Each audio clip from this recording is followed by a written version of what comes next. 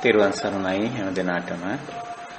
අදත් අපේ සුපුරුදු දහම් හමුව අප මේ පවත්වන ලබන්නේ අන්තර්ජාලය ඔස්සේ ස්කයිප් මාධ්‍යයෙන් ලෝකේ පුරා සිටින අපේ කල්යාණ මිත්‍රයන්, පූජනීය ස්වාමීන් වහන්සේලා, මෙහෙණින් වහන්සේලා ඇතුළු කල්යාණ මිත්‍ර හැම දෙනාම මේ උතුම් දහම් හමුවට සම්බන්ධ වෙනවා.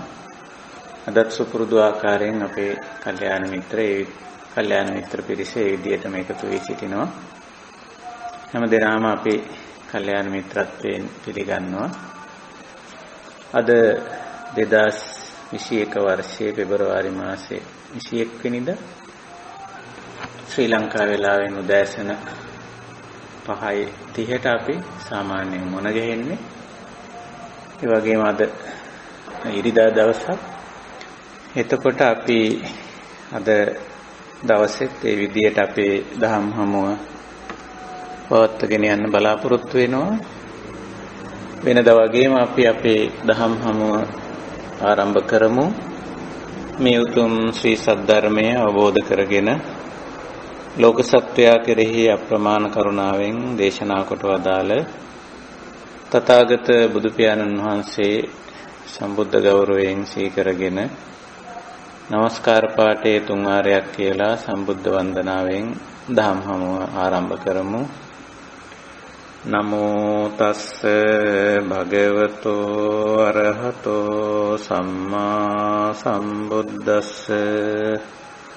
නමෝ තස්ස භගවතෝ අරහතෝ සම්මා සම්බුද්දස්ස.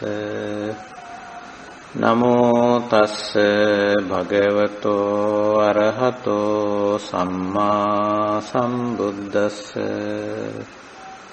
සාදු සාදු සාදු. තෙරුවන් සරණයි. අවසරයි කල්යාණ මිත්‍ර හැම දෙනාගෙන්ම අපේ සුපුරුදු දහම් හමුව අනිශ්චිත විහරණය කියන මාතෘකාවෙන් දැනට අපි මේ දහම් හමුව කරගෙන යනු ලබන්නේ. පළමුවෙන් මේ අනිශ්චිත විහරණය කියන මාතෘකාව අපි හැමදාම පොඩ්ඩක් සාකච්ඡා කරනවා.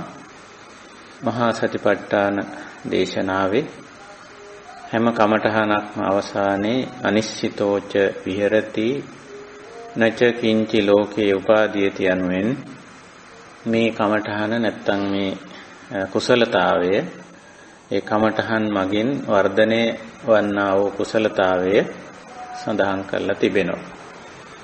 එතකොට අනිශ්චිතෝ විහෙරති කිව්වේ මේ ඇහැට කනට නාසයට දිවට කයට ගෝචර වන දේවල් වල නොඇලී නොගැටී නොමුලාව ජීවත් වීමයි. අනිශ්චිතෝ විහෙරති.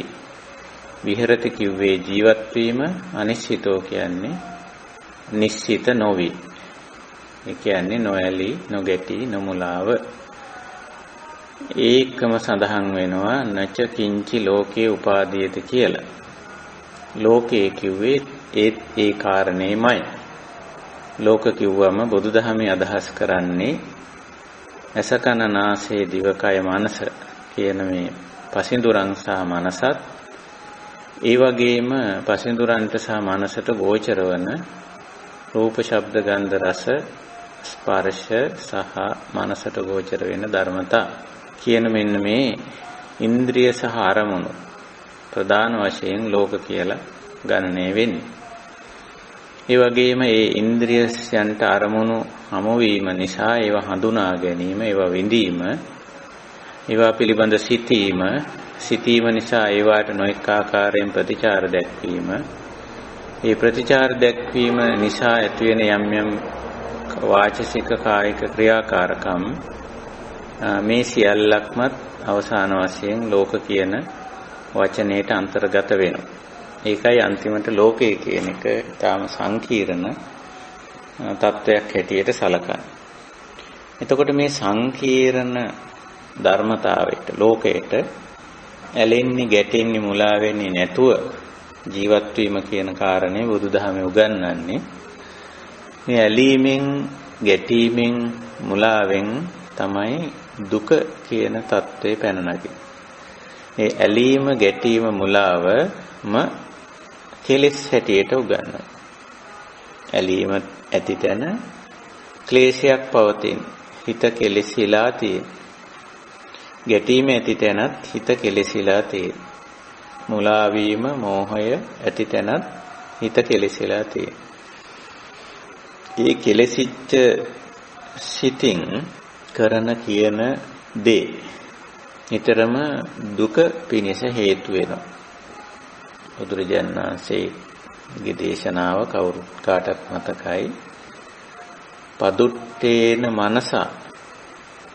පදුට්ට මනස කිව්වේ ඔය ඇලුණු, ගැටුණු, මුලා වුණු හිත. ඇලිලා ගැටිලා මුලා වෙලා තියෙන හිතට තමයි. ඒකයි පදුට්ට කිව්වේ. ඉතින් එවැනි මනසකින් භාසතිවා කරෝතිවා.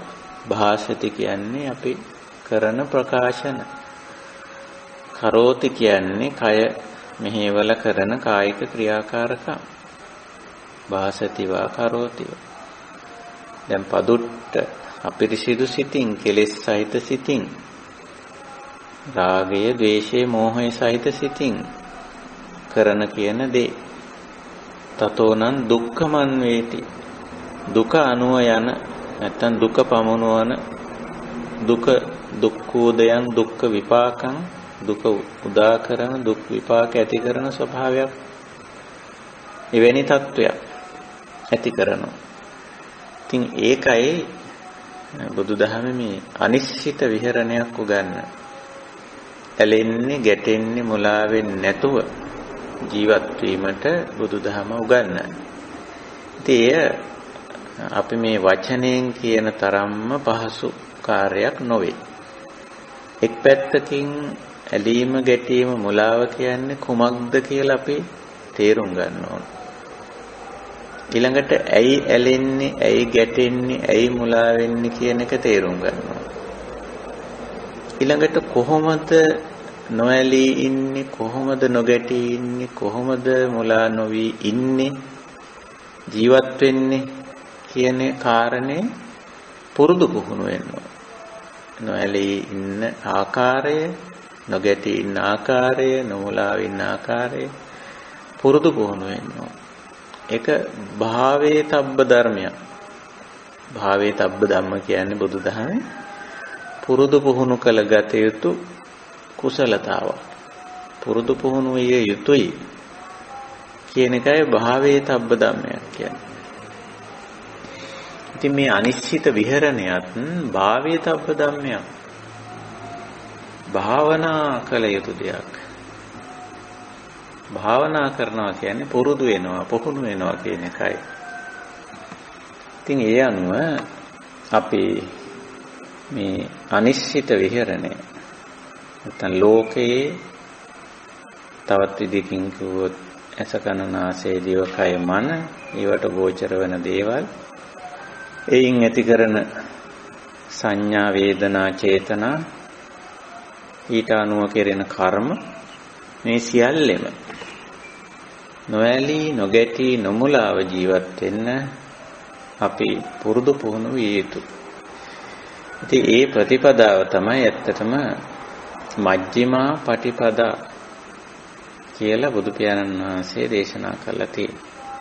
ඉතින් එහි මුලටම තියෙන්නේ සම්මා දිට්ඨි. යහපත් නිවැරදි දැක්ම. ඉතින් ඒ සම්මා දිට්ඨි කියන්නේ කොහොමද කියලා බැලුවත් ඒත් එතනත් පෙන්වන්නේ මේ දුක ඇති කරන ආකාරයමයි. දුක්ඛේ ඥානං, දුක්ඛ සමුදය ඥානං, දුක්ඛ නිරෝධේ ඥානං, දුක්ඛ නිරෝධ ගාමිනිය පටිපදාය ඥානං කියලානේ සම්මා දිට්ඨි මාර්ගාංගය විස්තර කරන්නේ. දැන අවබෝධ කර ගැනීම කොහොමද මේ දුක්ඛ ස්වභාවය ඇති වෙන්නේ කියලා. ඉතින් ඒක තමයි අවශ්‍ය කරන්නේ.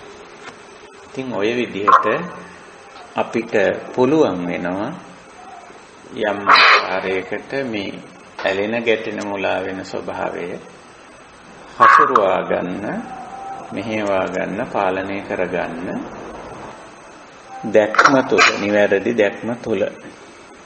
එතකොට අපි මේ මාතෘකාව ඉදිරියෙන් තියාගෙන මේ වන විට අපි නොඑක් විදිහේ සාකච්ඡා කරගෙන ඇවිදින් තිබෙනවා. විශේෂයෙන් බුද්ධ දේශනා මූලික කරගෙන අපි සාකච්ඡා කරගෙන ඇවිල්ලා තියෙනවා.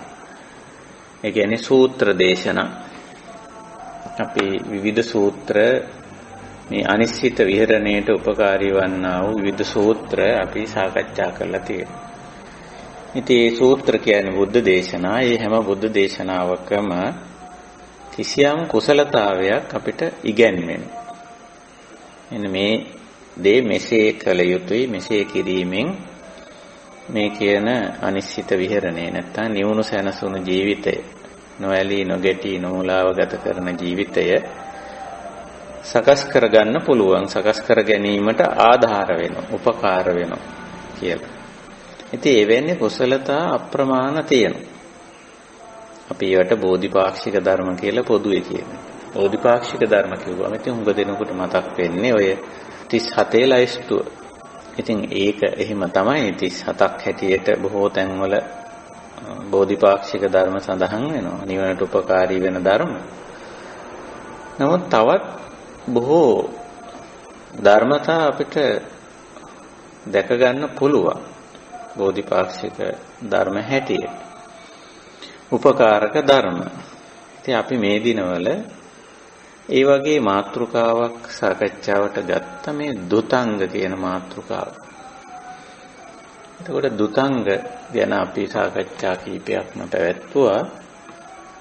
ඉතින් පසුගිය සාකච්ඡාවලට සම්බන්ධ වුණු ඇත්තන්ට ඒවා මතකයි. ඒ වගේම එහෙම සම්බන්ධ වෙන්න බැරි වුණා නම් අන්තර්ජාලයෙන් ඒක භාගත කරගන්න පුළුවන්, ශ්‍රවණය කරන්න පුළුවන්.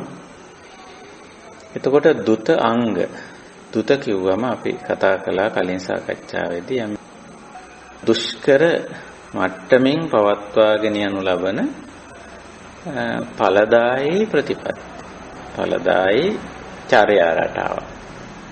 දුත කිව්වේ තරම දුෂ්කරයි කියන, පහසු නෑ කියන අදහස දුත කිව්වේ. එතකොට ওই විදිහට දුත අංග තරමක් දුෂ්කර නමුත් ඵලදායී ප්‍රතිපත්ති තිබෙනවා. මේ නිවන් මාර්ගයේදී ඒවා අර අනිශ්චිත විහරණයට උදව් වෙනවා, උපකාර වෙනවා, සහායක් වෙනවා. එවැනි දේවල් බුදුදහම සමහර විට වෙන වෙනත් ආගම් දර්ශන වලින් වෙන්න පුළුවන් මේවා ඉදිරිපත් වෙලා තියෙනවා. නමුත් බුදුදහම ඒවා හොඳට පෙරලා තෝරලා ගන්නවා. මොකද බුදුරජාණන් වහන්සේ නිතරම මේවා තෝරලා පෙරලා ගන්න ක්‍රමයක් අපිට කියලා දීලා තියෙනවා. මොකද බුදුරජාණන් වහන්සේ අවුරුදු 45නේ ජීවත් වුණේ. එතකොට මේ අවුරුදු 45 දී නම් අපිට උන්වහන්සේ මුණ ගැහිලා මේවා තෝරලා බේරලා මේ දැනගන්න පුළුවන්. මේ 45 ඇතුළත උනත් හැම කෙනෙකුටම උන්වහන්සේ මුණ ගැහිලා හැම කාරණයක්ම අසා දැනගන්න බැහැනේ. ඒක නිසා උන්වහන්සේ මේවා කොහෙන් කවුරු මොන සමාජයක මොන ආගමක දර්ශනයක මොන විද්‍යාවක ශාස්ත්‍රයක භාවිත වුණා යම් දෙයක් තෝරලා බේරලා පෙරලා පිරිපහදු කරලා ගන්න ක්‍රම කියලා තියෙනවා. දැන් උදාහරණ වශයෙන් එවැනි දේශනාවක් දෙකක් මම අපේ කල්යාණ මිත්‍රයන්ට මතක් කරන්න කැමතියි. මෙනෙහි කරලා බලන්න කියලා තියෙන යම් කිසි දෙයක්. මානසිකාර ක්‍රම දෙකක් බුදුදහමේ උගන්වලා තියෙනවා. අපිට ඒකට කියන්න පුළුවන් චින්තන රටා දෙකක් කියලා. යමක් පිළිබඳව ටිකක් හිතලා බලනවා. චින්තාමය වශයෙන් ඇති වෙන ප්‍රඥාව එන්නේ ඕකෙන් තමයි. එතකොට එතෙන්ද කියනවා එක පැත්තකින් යමක් මේ දේ යම් කිසි ප්‍රතිපත්තියක් කියලා හිතමු. යම් කිසි වැඩක් කියලා හිතමු. ඒක ඔස්සේ හිතනකොට කෙලෙස් වැඩි වෙනවා නම් නැති කෙලෙස් ඇති වෙනවා නම් නැති ගැටලු ඇති වෙනවා නම් ගැටලු වැඩි වෙනවා නම් ප්‍රශ්න වැඩි වෙනවා නම් දුක් වැඩි වෙනවා නම් අලුතෙන් දුක් හට ගන්නවා නම් එවැනි කායික වාචික මානසික ක්‍රියාකාරකම් නිවන් මාර්ගට ගන්න පුළුවන් දේවල් හැටියට අපි සලකන්නේ නැහැ. මේ ආර්ය ප්‍රතිපදාවට උපකාරක ධර්ම නොවේ. අනිත් පැත්තෙන් තියෙන කෙලෙස් ගෙවිලා යනවා. අලුතෙන් කෙලෙස් ඇති වෙන්නේත් නැත්තම්, අලුතෙන් ගැටලු ප්‍රශ්න ඇති වෙන්නේත් නැත්තම්, ඒ වගේම කිසියම් ආකාරයක කුසලතාවයකුත් වර්ධනය වෙනවා නම්, තියෙන කුසල් වැඩි වෙනවා නම්, අන්න එවැනි ප්‍රතිපදා චින්තන ක්‍රම අපිට පුළුවන්කම තිබෙනවා අපේ මාර්ගයට එකතු කරගන්න. මොකද මේ නිවන් මාර්ගයේ තියෙන්නේ පුළුල් අර්ථයෙන් කිව්වොත් නෝපන් කුසල් උපදවා ගැනීම. උපන් කුසල් වැඩි දියුණු කිරීම. අනිත් පැත්තෙන් නෝපන් අකුසල් නූපද වීමත්, උපන් අකුසල් ගෙවා දැමීමත්. සමස්තයක් හැටියට ආර්ය ප්‍රතිපදාව තුළ තියෙන ඕක. එතකොට ඕනෑම කෙනෙක්ගේ ඕනෑම ආගමක දර්ශනයක ජීවන රටාවක විද්‍යා ශාස්ත්‍රයක ඕනෑම දෙයක තියෙන යම්කිසි දෙයක් අපිට මේ නිවන් මාර්ගට පෙරලා ගන්න පුළුවන්කම තියෙනවා. බුදුරජාණන් වහන්සේත් එහෙම ගත්තා. එහෙම අරගෙන තමයි මේ මධ්‍යම ප්‍රතිපදාව සකස් කරලා තියෙන්නේ. අපිටත් ඒ හැකියාව තියෙනවා. මෙන්න මේක අපිට ගන්න පුළුවන්. අපේ ජීවිතේට විහරණයට මේක ඇතුල් කරගන්න පුළුවන්. මේක ගැටලු ඇති නොවන කාරණයක්. කෙලෙස් ඇති නොවන කාරණයක්. කියලා ওই විදිහට අපිට ඒක තේරුම් කරගන්න පුළුවන්. අවබෝධ කරගන්න පුළුවන්. වටහා ගන්න පුළුවන්. එහෙම කරලා අපිට ඒ දේ අපේ ප්‍රතිපදාවට ගන්න පුළුවන්. අනිත් පැත්තෙන් යම් දෙයක් ගැටලුකාරී නම්, කෙලෙස් උපදවනවා නම්, අනවශ්‍ය ප්‍රශ්න ගැටලු ඇති කරනවා නම් අපිට ඒක තීරණය කරන්න පුළුවන් මේක නිදුක් බවට, නිකලෙස් බවට හේතු වෙන්නේ නැහැ. දුක් ඇති කරන්න, කෙලෙස් ඇති කරන්න හේතු වෙන දෙයක්. ඒක නිසා අපි මේක බැහැර කළ යුතුයි. මේක ඉවත් කළ යුතුයි කියලා අපිට ඒක බැහැර කරන්න පුළුවන්. ඉවත් කරන්න පුළුවන්කම තිබෙනවා. අන්න ඒ විදිහට. එතකොට ඔය ආකාරයට යම් කිසි කායික ක්‍රියාවක්, වචන භාවිතයක්, සිතුම් පැතුම් රටාවක්, ඕනෑම ප්‍රතිපත්තියක්, ප්‍රතිපදාවක් අපිට තෝරලා බේරලා වෙන් කරලා ගන්න පුළුවන්.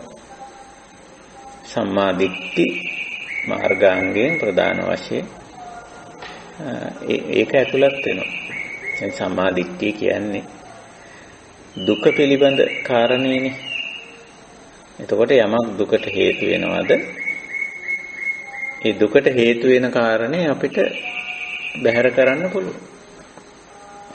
යමක් නිදුක් බවට හේතු වෙනවද? ඒ නිදුක් බවට හේතු වෙන කාරණේ අපිට ලං කරගන්න, කිට්ටු කරගන්න, සමීප කරගන්න පුළුවන්කම තිබෙනවා.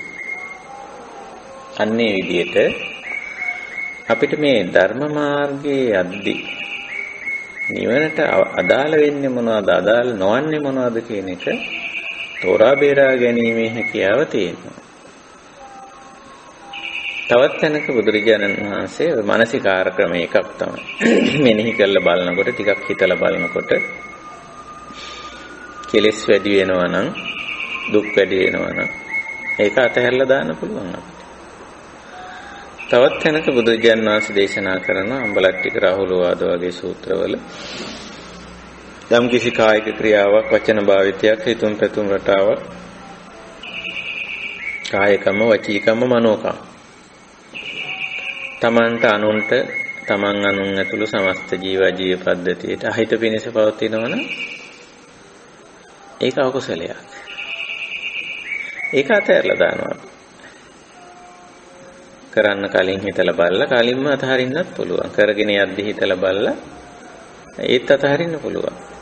කරලා අවසන් වුණායින් පස්සේ අපි ඒක නැවත නොකර ඉන්න පුළුවන්.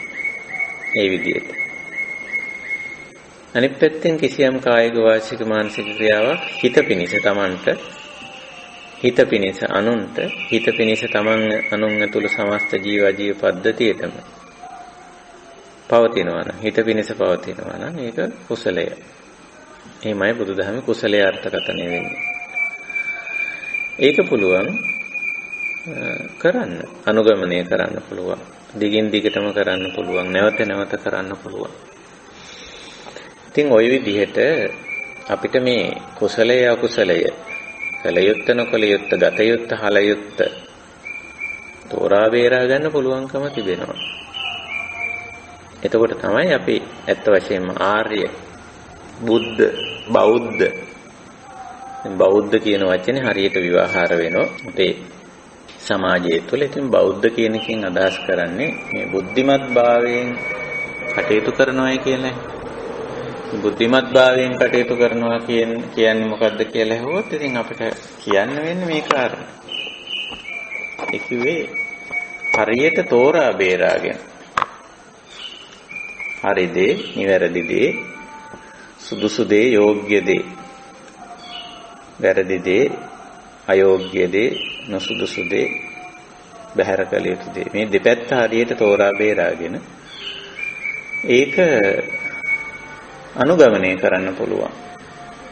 හැකියාව තියෙනවනම් ඒක තමයි බෞද්ධකම.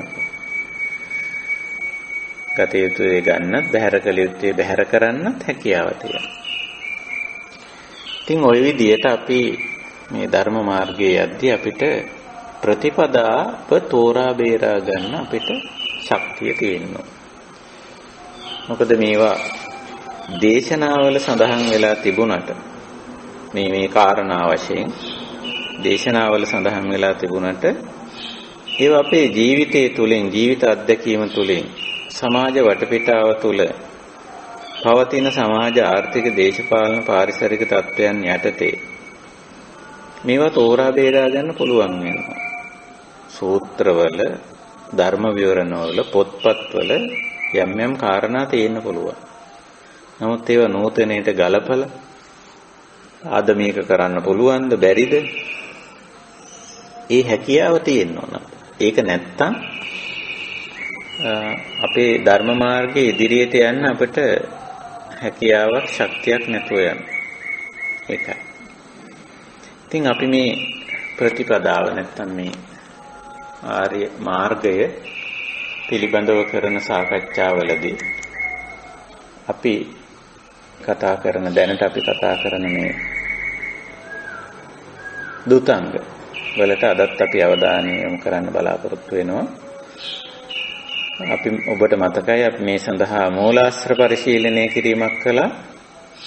එකක් තමයි මේ පිළිබඳව සඳහන් වෙන සාකච්ඡා වෙන ස්ථාන දෙකක් අපි ගත්තා. ධර්මයේ සහ විනය තුල ධර්මයේ නැත්තම් සූත්‍ර සාහිත්‍යයේ සංයුත්ත නිකායේ කස්සප සංයුත්තේ ඇතුළත් වෙලා තියෙන ජින්න සූත්‍රයට අපි අවධානය යොමු කළා. එහිදී මහා කාශ්‍යප හාමුදුරන් සහ බුදුරජාණන් වහන්සේ අතර සිද්ධ වෙච්ච කිසියම් කතා බහකදී මේ දුතංග පිළිබඳ අදහස මතුවලා තියෙනවා. යම් යම් දුෂ්කර ප්‍රතිපatti දුෂ්කර නමුත් ඵලදායී ප්‍රතිපatti පිළිබඳව. ඉතින් එතෙන්දී අපි කතා කළා දුතංග මූලික වශයෙන් 4ක් විතර එතෙන්දී සාකච්ඡා වුණා. ඉතින් පහුගිය සාකච්ඡාවලදී අපි ඒව කතා බහ කළා. ඊළඟට විනය පිටකයට ගියාම උපාලි හාමුදුරුවෝ සාමාන්‍යයෙන් බුදුරජාණන් වහන්සේ මේ විනය සම්බන්ධයෙන් කිසියම් ආකාරයක විනය ප්‍රශස්ත මට්ටමින් විනය පවත්වාගෙන ගිය. ඒ වගේම අනිත් අයට විනය පිළිබඳව අවවාද අනුශාසනා කරන්න පුළුවන්. විනය ගැටලුවක් මතු වුණාම ඒකට සුදුසු විසඳුම් ඉදිරිපත් කරලා ඒවා සමත කරන්න පුළුවන් ශක්තිය තිබුණු කෙනා හැටියට වාර්තා වෙන්නේ පාලි හාමුදුරුවෝ. උන්වහන්සේත් බුදුරජාණන් වහන්සේත් අතර මේ මෙවැනි සාකච්ඡාවක් අපිට විනය පිටකේ පරිවාර පාළියේ හමු වෙනවා. ඒකත් අපි කතා බහ කළා. ඊට අමතරව පසු කාලීනව මේ අටුවාවල සූත්‍ර අටුවාවලත් විනය අටුවාවලත් මේවා ගැන සඳහන් වෙනවා. ඊට පස්සේ අපේ රටේ බොහොම ප්‍රශස්ත සම්භාවිත කෘතියක් වන විසුද්ධි මාර්ගය කියන කෘතියේ දුතංග නිද්දේශයේ මේ පිළිබඳව සඳහනක් එනවා. ඉතින් ඔය විදිහට අපි මේ පිළිබඳ මූලාශ්‍රයනොත් සාකච්ඡා කරලා තිබෙනවා.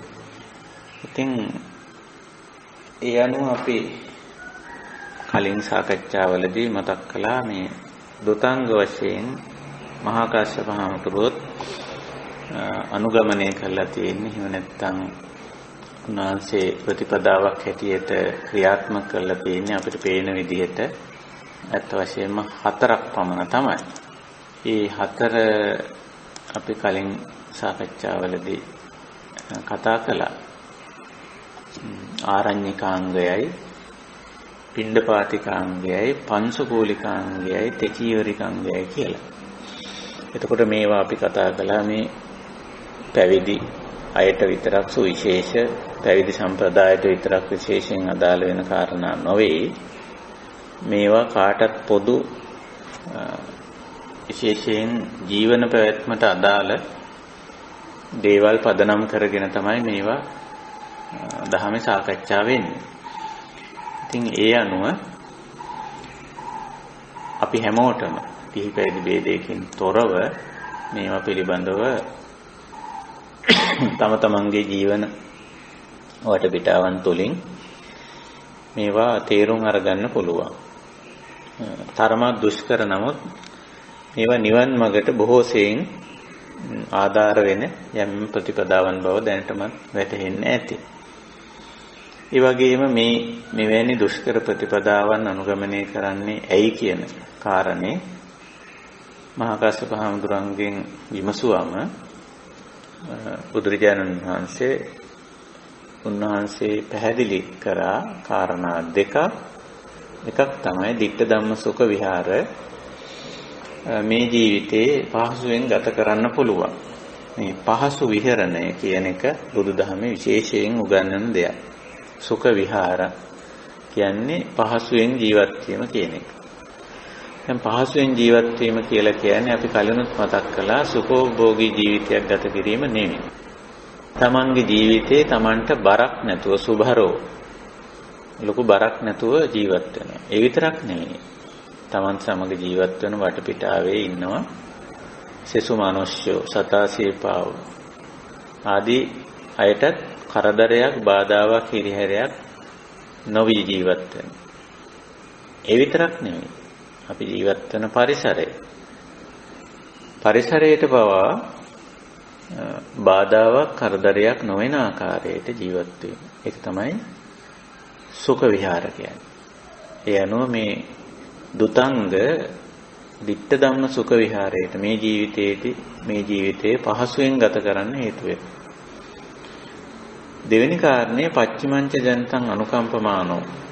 පසුවට එන මේ ආර්ය ප්‍රතිපදාවේ එන අයට ඒ ආර්ය ප්‍රතිපදාව පහසුවෙන් පූර්ණේ කරගන්න උදව් කිරීමක් හැටියට දුෂ්කරතාවන්ටපත් නොවි කටයුතු කරන්න මඟ පෙන්වීමක් හැටියට. එතන අර සූත්‍රයේ තියෙන පාඩේ මගෙන් අපේ කල්යාණ මිත්‍රයෙක් විමසුවා. ඒකේ තියෙන ඊතුරු කොටස පිළිබඳව අපේව නාම පච්චිමා ජනතා දික්ඨානුගතින් ආපජ්ජෙය්‍යුං යේ කිරතේ යහේසුම් බුද්ධානුබුද්ධ ශාවකා තේ දීඝරත්තං ආරඤ්ඤිකා චේ වහේසුම් ආරඤ්ඤිකත්තස්සච්ච ආදී වශයෙන් මේ ප්‍රතිපත්ති පිළිබඳව කිසියම් මේ දික්ඨානුගතින් පසු කාලීන වෙන අය මේ කිසියම් දෘෂ්ටියකටපත් වෙන්න පුළුවන්. තේ තතත්තාය පටිපජ්ජිස්සanti තේ සන්තං භවිෂ්‍යති දීඝරත්තං හිතාය සුඛාය. මේ බුද්ධ ආදී උතුමන් නැත්තම් අපේ පරම්පරාවේ ආර්යයන් මේවැනි යහපත් ප්‍රතිපත්ති අනුගමනය කරලා තියෙනවා බොහෝ කාලයක් කියලා ඒවා හොඳට අවබෝධ කරගෙන නිකන් මෙතන දිට්ඨානුගතින් කියලා කිව්වේ මේ දිට්ඨි කිව්වම මේ මෙතන අදහස් කරන්නේ සම්මා දිට්ඨි කියන එකයි. යහපත් දැක්මකට එනවා මේවා පිළිබඳ හොඳට අපි කතා බහ කරපුවාම තේරුම් ගත්තම පසු පරම්පරාව හරි දැක්මකට එනවා. ඒකයි දැන් මේ අපි මේ විදිහට මේ සාකච්ඡාවක් කරන්නේ. ඒ කියන්නේ මේ දුතාංග පිළිබඳ මෙවැනි සාකච්ඡාවක් අපි කරන්නේ ඒ හේතුව නිසා. ඒ කියන්නේ අපිට මෙහෙම සාකච්ඡා නොකළොත් සමහර වෙලාවට මේවා වැඩක් නැති ඒවා මේ කියලා අතහැරලා දාන්න ඉඩ තියෙනවා. ඉතින් සාකච්ඡා කළා මේවායි වටිනාකම මතු කරපුවාම ඔන්න ඊළඟ પરම්පරාව මේක ගන්නවා. දැන් අපිටත් අපේ ගුරුවරු මේවා පිළිබඳව යම්කිසි ආකාරයක පැහැදිලි කරයින් පස්සේ තමයි අපිට ඇත්ත වශයෙන්ම මේ පිළිබඳව උනන්දුවක් ඇති වුණා. උනන්දුවක් ඇති වෙලා අපි ඒවා අනුගමනය කරන්න ගත්තා. ඉතින් අනුගමනය කරනකොට පේනවා ගොඩාක් මේ ditta ධම්ම සුඛ විහාරයට හුඟක් උපකාරී වෙනවා කියන කාරණේ. ඉතින් මේ ජීවිතේ පහසුවෙන් ගත කරන්න ආධාරයක් වෙනවා.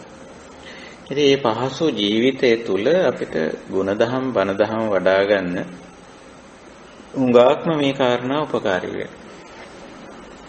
ඉතින් යනුව පස්චිමන් ජනතම් පසුවට එන අයට මේ පිළිබඳව සම්මා දිට්ඨියක් ඇති කරන්න, හරි දැක්මක්, නිවැරදි දැක්මක් ඇති කරන්න. මේ කාරණේ ආකාශ හාමුදුරුවෝ මේ මතක් කරනවා නැත්නම් බුදුරජාණන් වහන්සේ ඉදිරියේ උන්වහන්සේ එහෙම ප්‍රකාශ කරනවා. අපිටත් මේ සම්මා දිට්ඨිය ඇත්තටම ඇති වෙලා තියෙනවා. දිට්ඨානුගතං. අපිට දැක්මක් ඇති වෙලා තියෙනවා මේ දුතාංගවල තියෙන ප්‍රයෝජනෙ පිළිබඳ. ඉතින් අපි ওই විදිහට මේ මහා කාශ්‍යප හාමුදුරුවෝත් අපිට පේනවා දුතාංග වලින් 4ක් ගැන තමයි උන්වහන්සේ ප්‍රකාශ කරන්නේ. මේ දේශනාවේ එතනින් පස්සේ තියෙන මේ කාරණා ගත්තොත් ඒවා වෙනත් ගුණාංග. මේ මූලික ප්‍රතිපත්ති 4න් පස්සේ තවත් කියනවා අප්පිච්චතා සන්තුට්ඨිතා පවිවේකතා අසංසග්ග ආරද්ධ විරිය වැනි කාරණා ටික.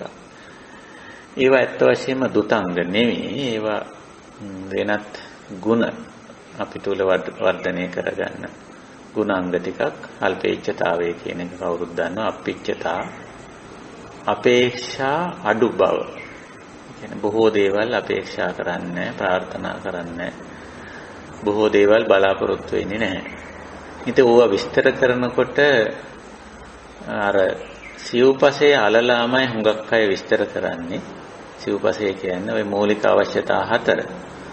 ආහාර, නිවාස, ඇඳුම්, බෙහෙත් ආදී භාණ්ඩ හා සේවා. ඒවා පිළිබඳ අප්පිච්චතා කියලා. ඉතින් ඒවා ගැනත් ලොකුවට බලාපොරොත්තු නැතුව, අපේක්ෂා ප්‍රාර්ථනා නැතුව ජීවත් වීම හොඳයි. නැත්තම් ගොඩාක් ඔය සිව්පසේ නැත්තම් සිව්පසේ හේවත් මේ ජීවත් වීමට උපකාරී වෙන දේවල් පිළිබඳව ගොඩාක් අපේක්ෂා තියාගත්තම ඒක ජීවත් වීමට ලොකු අපහසුයක් වෙනවා. මොකද ඒවා එකතු කරන්න, රැස් කරන්න, නඩත්තු කරන්න උපකාරී වෙනවා. අපිච්චතාවය එක පැත්තක් ඒක. අනිත් පැත්තෙන් ජීවිතේ තවත් දේවල් තියෙනවා. ඔය වගකීම්, රාජකාරී වැඩ, තනතුරු තාන්නමාන නොඑක් දේවල්. ඒවා පිළිබඳව වැඩිපුර අපේක්ෂා බලාපොරොත්තු තියාගත්තේ නැතොත් හොඳයි. විශේෂයෙන් යුතුයකම්, වගකීම්, රාජකාරී මේ වගේ දේවල්. ඒකයි මේ අප්පිච්චතාවෙන් අදහස් කරන්නේ. අල්පේච්ඡ කිව්වම මේ එතන හුඟක් මානසික තත්වයක්. ඉච්ඡා කියලා කියන්නේ මනසේ ඇති වෙන තත්වයක්. අපේක්ෂා බලාපොරොත්තු වලට තමයි ඉච්ඡා කියන්නේ. ඉතින් අප්පිච්චතා, අල්පේච්ඡ, අපේක්ෂා බලාපොරොත්තු අඩු තත්ත්වේ. සන්තුට්ඨෝ, තුට්ටි කියන්නේ තෘප්තිමත් වෙන ස්වභාවය. එතකොට අර කලින් කියපු සිව්පසය හෙවත් ජීවිතයට අවශ්‍ය කරන මූලික අවශ්‍යතා තමන්ට ලැබෙන පමණින් සතුටු වී සිටීම. සන්තුට්ටි ලක්ෂණයේ ස්වභාවය. සන්තුට්ඨිතා කියලා කියන්නේ බුදුදහමේ ඒක. ඒ වගේම පවිවේක පුළුවන් තරම් මේ විවේකයට යොමු වෙලා කටයුතු කිරීම. ඒ වගේම අසංසට්ඨෝ පිරිසත් එක්ක ගැවසෙන ප්‍රමාණය අඩු කිරීම. ඊළඟට ආරද්ධ විරිය නිතරම ආරම්භන ලද වීර්යයෙන් යුක්ත වීම. මේ වගේ දේවල් වලින් අදහස් කරන්නේ මේ ආර්ය ප්‍රතිපදාවට උපකාරී වෙන උපකාරක ධර්මතා මේවා. සමහර විට මේවා බෝධිපාක්ෂික ධර්මවල ලයිස්තු වශයෙන් නැති වෙන්න පුළුවන්. නමුත් අපිට මේවා ධර්ම සාහිත්‍යයේදී මුණ ගැහෙනවා. ඉතින් ওই විදිහට මහා කාශ්‍යප හාමුදුරුවෝ අර මූලික දුතංග හැටියට සඳහන් වෙන කාරණාවලට අමතරව තවත් එතන උන්වහන්සේගේ ජීවිතයේ උන්වහන්සේ පවත්වාගෙන ගිය කාරණා පිළිබඳව සඳහන් කරලා තිබෙනවා. ඊළඟට අපි මේ මාතෘකාව අද අවසන් කරනවා කියලා අපි කියවා. ඒ අනුව දුතංගවල ඇතුළත් වෙලා තියෙන සාමාන්‍යයෙන් දුතංග 13ක් පමණ අපේ විනය සහ ඔය අටුවාවල සඳහන් වෙලා තිබෙනවා. ඉතින් ඒවයින් අනිත් ඒවා ඇයි මහා කාශ්‍යප හාමුදුරුවෝ පවා නොගත්තේ? එහෙමනම් මේවා විනය සහ ධර්ම සාහිත්‍යයේ සඳහන් වෙලා තියෙන්නේ ඇයි කියන කාරණේ අද අපි පොඩ්ඩක් සාකච්ඡා කරනවා කියලා කිව්වා. දැන් උදාහරණයක් හැටියට ගත්තොත් උපාලි හාමුදුරුවොත් බුදුහාමුදුරුවොත් අතර කෙරෙන සාකච්ඡාව තියෙනවා. ඒ සාකච්ඡාව අපි කිව්වා ඒක විනය පිටකයේ ඇතුළත් වෙලා තියෙනවා. විනය පිටකයේ පොත් 5ෙහි පස්වෙනි පොත පරිවාර පාළිය. පරිවාර පාළිය උපාලි පංචක කියලා කොටසක් තියෙනවා. එහි දුතංග පිළිබඳව සඳහන් වෙනවා. එතකොට එහි ඔය මේ 13ම සඳහන් වෙනවා. පිණ්ඩපාතිකංගේ, පංසකූලිකංගේ, රුක්ඛමූලිකංගේ, සෝසාසනිකංගේ, අබ්බෝගාසිකංගේ, තෙචීවරිකංගේ, සපදානචාරිකංගේ, නේසජ්ජිකාංගේ, යත සන්තතිකාංගේ, ඒකාසනිකාංගේ, කලුපච්චා බත්තිකාංගේ කියලා ওই ටික ඔක්කොම සඳහන් වෙනවා. ඉතින් දුත අංග. ඉතින් ඒවා පිළිබඳව සාකච්ඡාවේදී පාලි හාමුදුරුවෝ අහන්නේ ආරණ්‍යකාංගයත් එක්ක ඔය කාරණා ටික ඔක්කොම සඳහන් වෙනවා. එතකොට එතෙන්දී අහන්නේ ඇයි කියලා මේව අනුගමනය කරන්නේ. ඉතින් බුදුරජාණන් වහන්සේ හේතු කීපයක් දක්වනවා. මෙන්න මේ හේතු කියලා. සමහර අය මේව අනුගමනය කරන්නේ අවබෝධයකින් තොරව. මොහොත්තා කියලා සඳහන් කරලා තියෙනවා. තවත් අය පාපිච්චෝ ඉච්ඡාපකතෝ කියලා අන් අය මුලා කිරීමේ අන් අය රවටා ගැනීමේ අදහසින් මේවා අනුගමනය කරනවා කියලා. බුදුරජාණන් වහන්සේ දක්වලා තියෙනවා. ඊළඟට තවත් අය උම්මාදත්ත චිත්ත වික්කේපා කියලා ඔය සමහර දුෂ්කර විදියට ජීවත් වෙනවා උන්මාදයටපත් වුණා. නිකන් පිස්සු හැදුනමත් අපිට පේනවනේ මිනිස්සු ජීවත් වෙන ආකාරය. ඇතැම් අය ඉතින් එහෙමත් වෙනවා කියලා තියෙනවා. ඊළඟට වන්නිතම් බුද්දේහි බුද්ධ ශාවකේහි මේක බුදුරජාණන් වහන්සේ සහ බුද්ධ ශ්‍රාවකයන් විසින් වර්ණනා කරපු නිසා සමහරු අනුගමනය කරනවා. ඊළඟට අප්පිච්ඡංච නිස්සාය සන්තුට්ටි නිස්සාය සල්ලේකං නිස්සාය පවිවේකං නිස්සාය ඉදමත්තිතං ඒව නිස්සාය ආදී වශයෙන් අර මේකේ ඇත්තම මේකෙන් සිද්ධ වෙන හැබැයි යහපත සලකාගෙනත් සමහර අය මේවා අනුගමනය කරනවා. එතකොට බුද්ධ ශ්‍රාවකයෝ හැටියට අපි මේවා අනුගමනය කරන්නේ අන්න ඒ අර්ථයෙන්.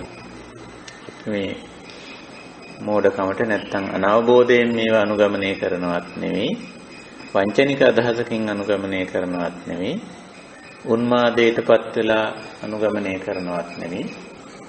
බුදුරජාණන් වහන්සේ බුද්ධ ශ්‍රාවකයෝත් වර්ණනා කරලා තිබ්බා කියනවටත් නෙවෙයි.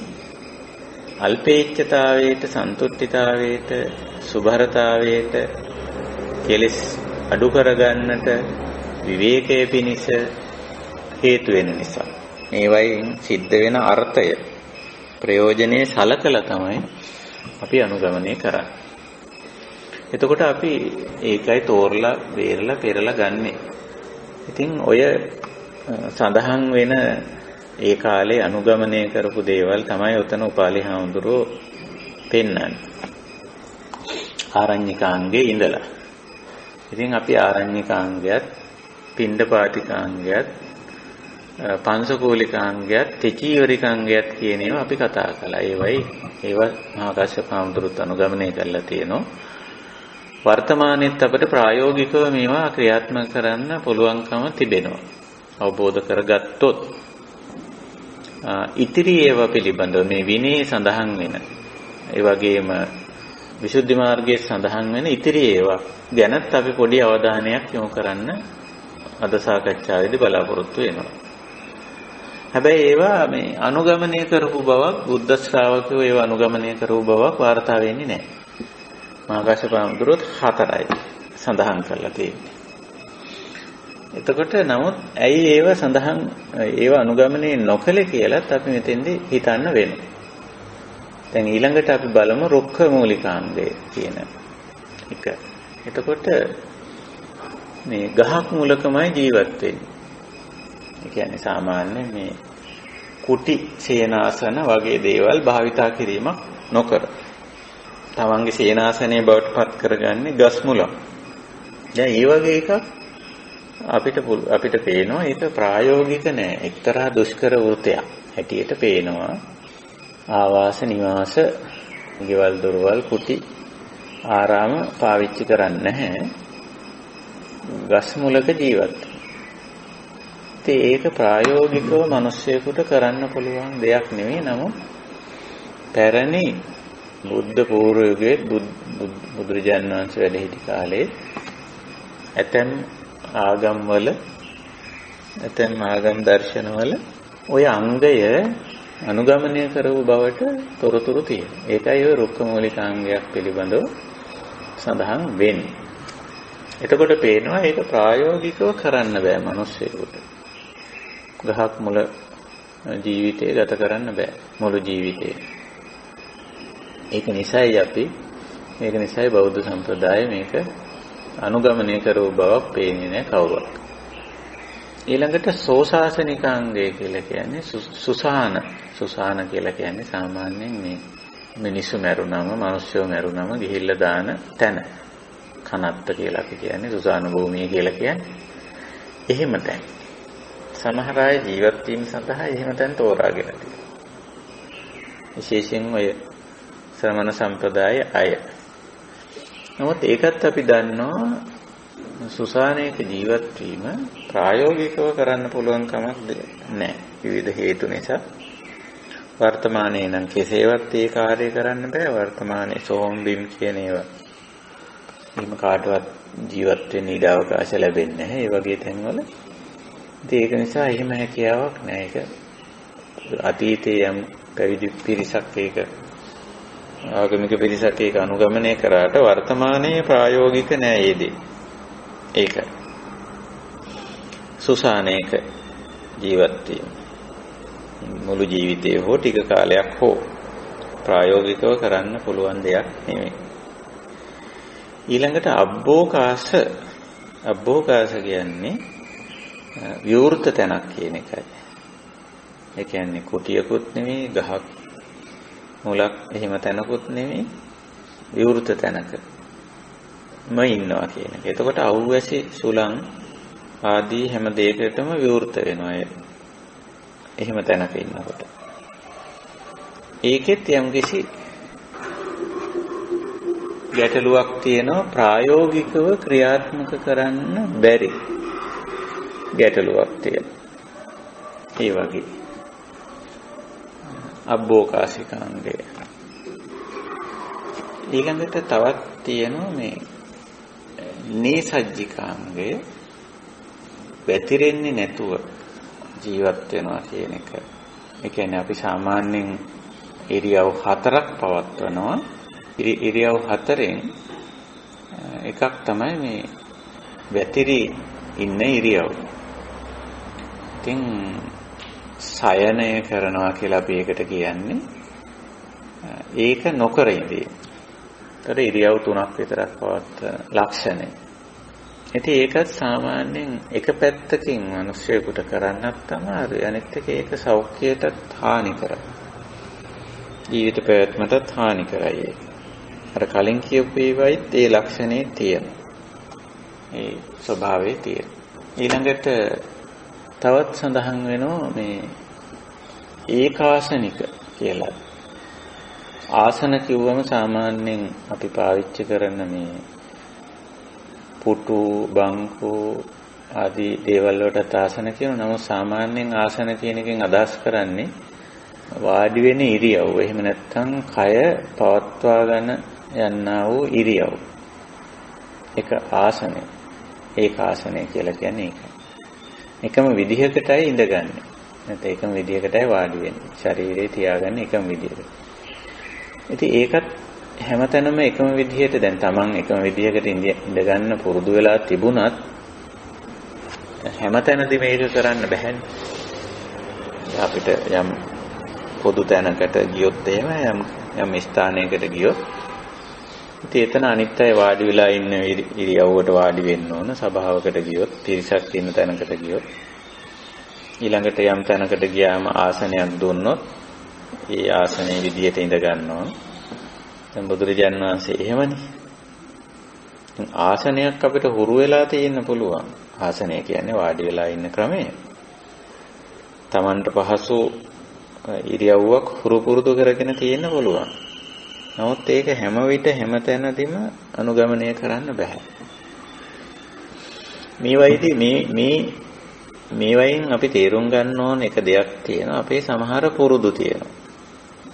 පුරුදු කියන්නේ සමහරට ඒවා අපේ පහසුවට අපි හදාගෙන තියෙන දේවල්.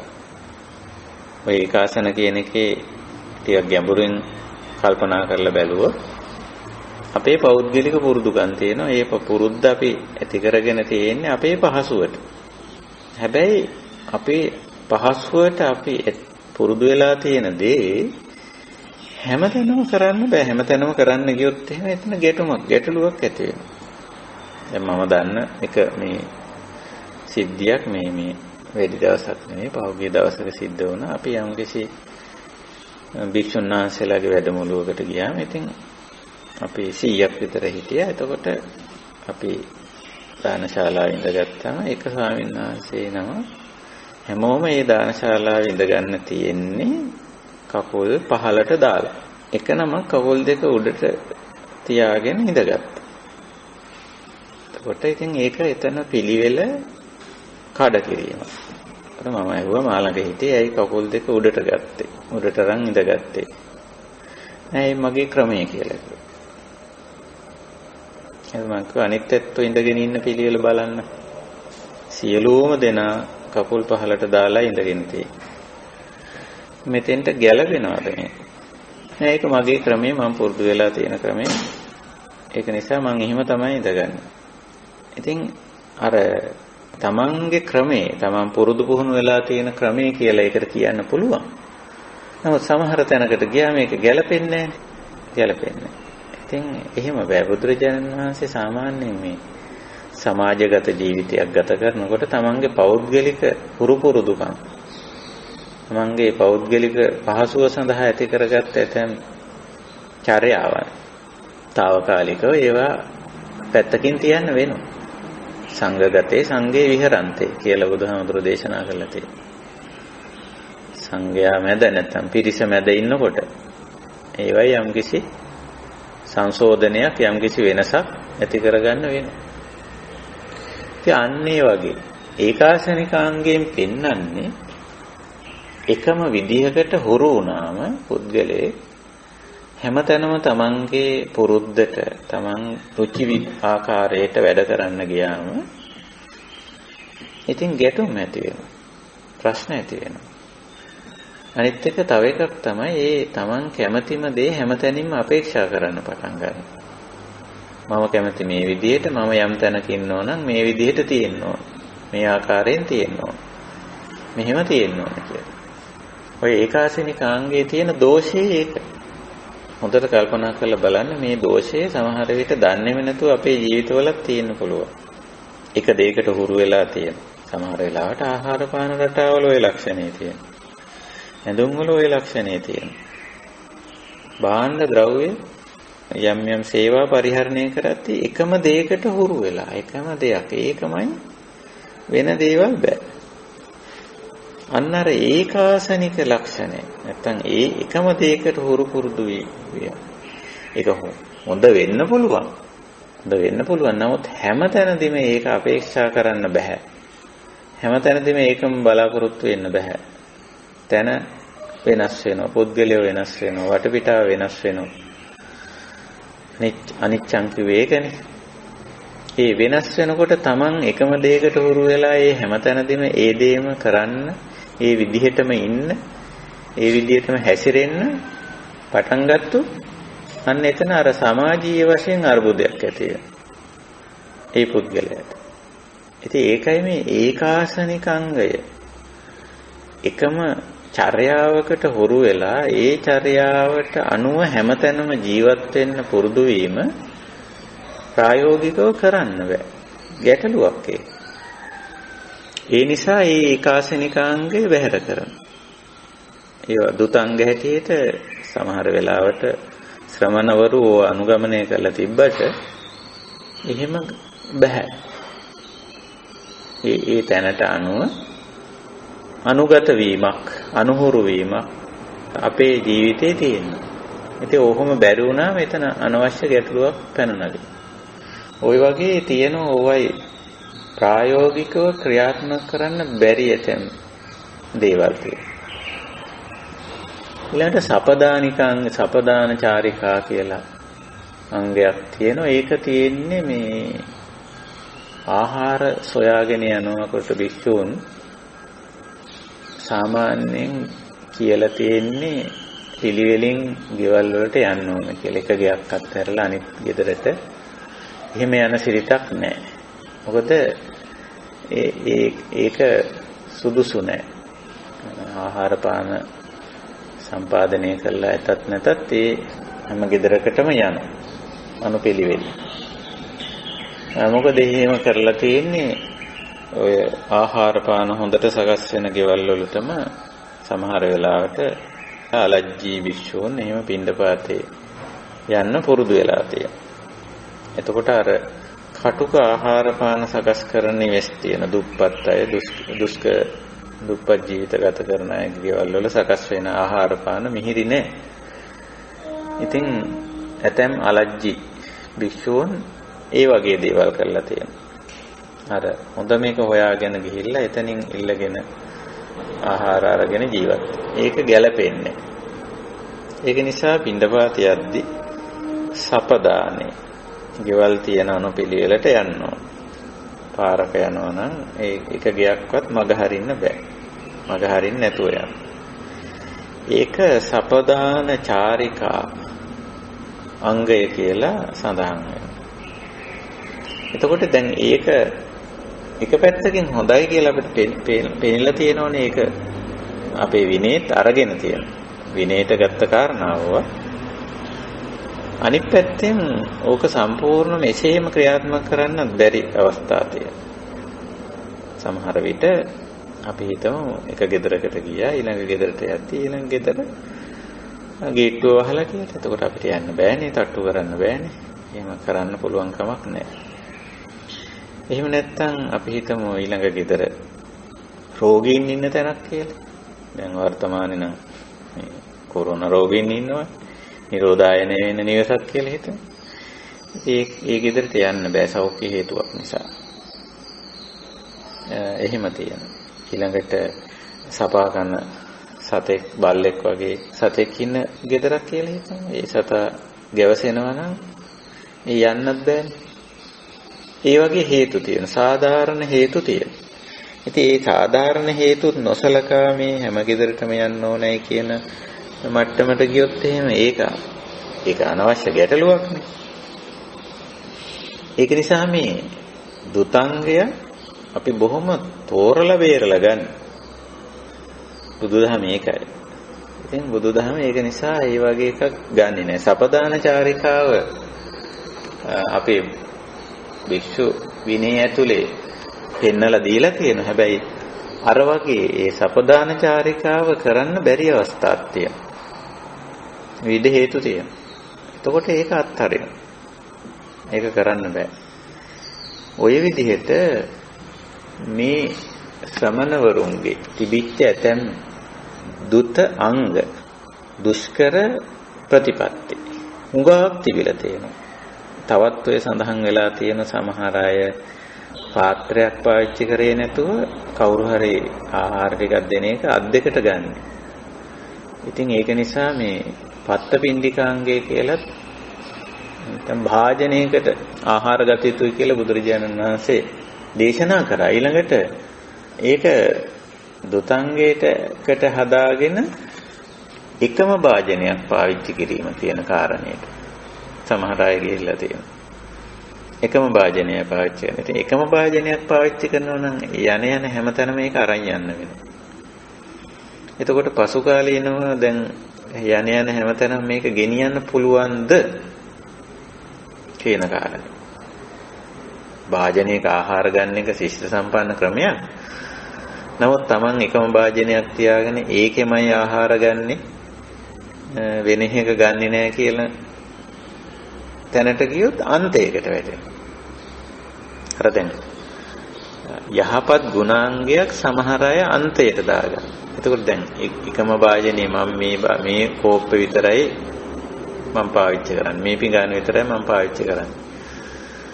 කියලා ඒක විතරයි කිව්වොත් ඉතින් ඒක හැමතැනම අරන් යන්න වෙනවනේ. ඒ වෙන එක පාවිච්චි කරන්නේ නැහැ. ඊළඟට අපි හිතමු වෙන භාජනයකට බෙදලා යම් කෙනෙක් මොනවා හේතුවක් නිසා හරි පිළිගන්නවා. ඒ භාජනයේ ආහාර ගන්න කියලා. එහෙමත් තියෙනවනේ. සමහර ආහාර වර්ග ඒ භාජනයේම සකස් කරලා දෙන්නේ. ඒ භාජනයෙන්ම තමයි අපි කෑමට බීමට ගන්නවා. පරිභෝජනයේ පරිහරණය කරනවා.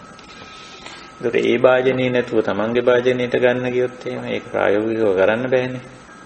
ඒක නිසා ඔය පත්ත වින්දිකාංගය ඒ වගේ අන්තයට යන්නේ නැහැ. ඒවා අන්තගාමී ප්‍රතිපත්ති. ඒවා නිකන් අනවශ්‍ය ගැටලු පැනනගෙන.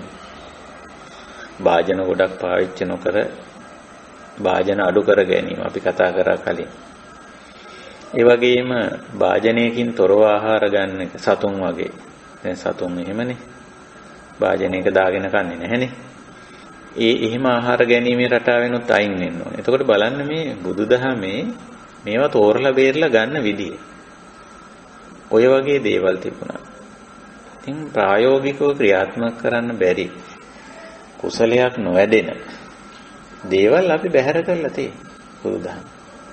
එහෙම දේවල් ගන්නෙ නෑ.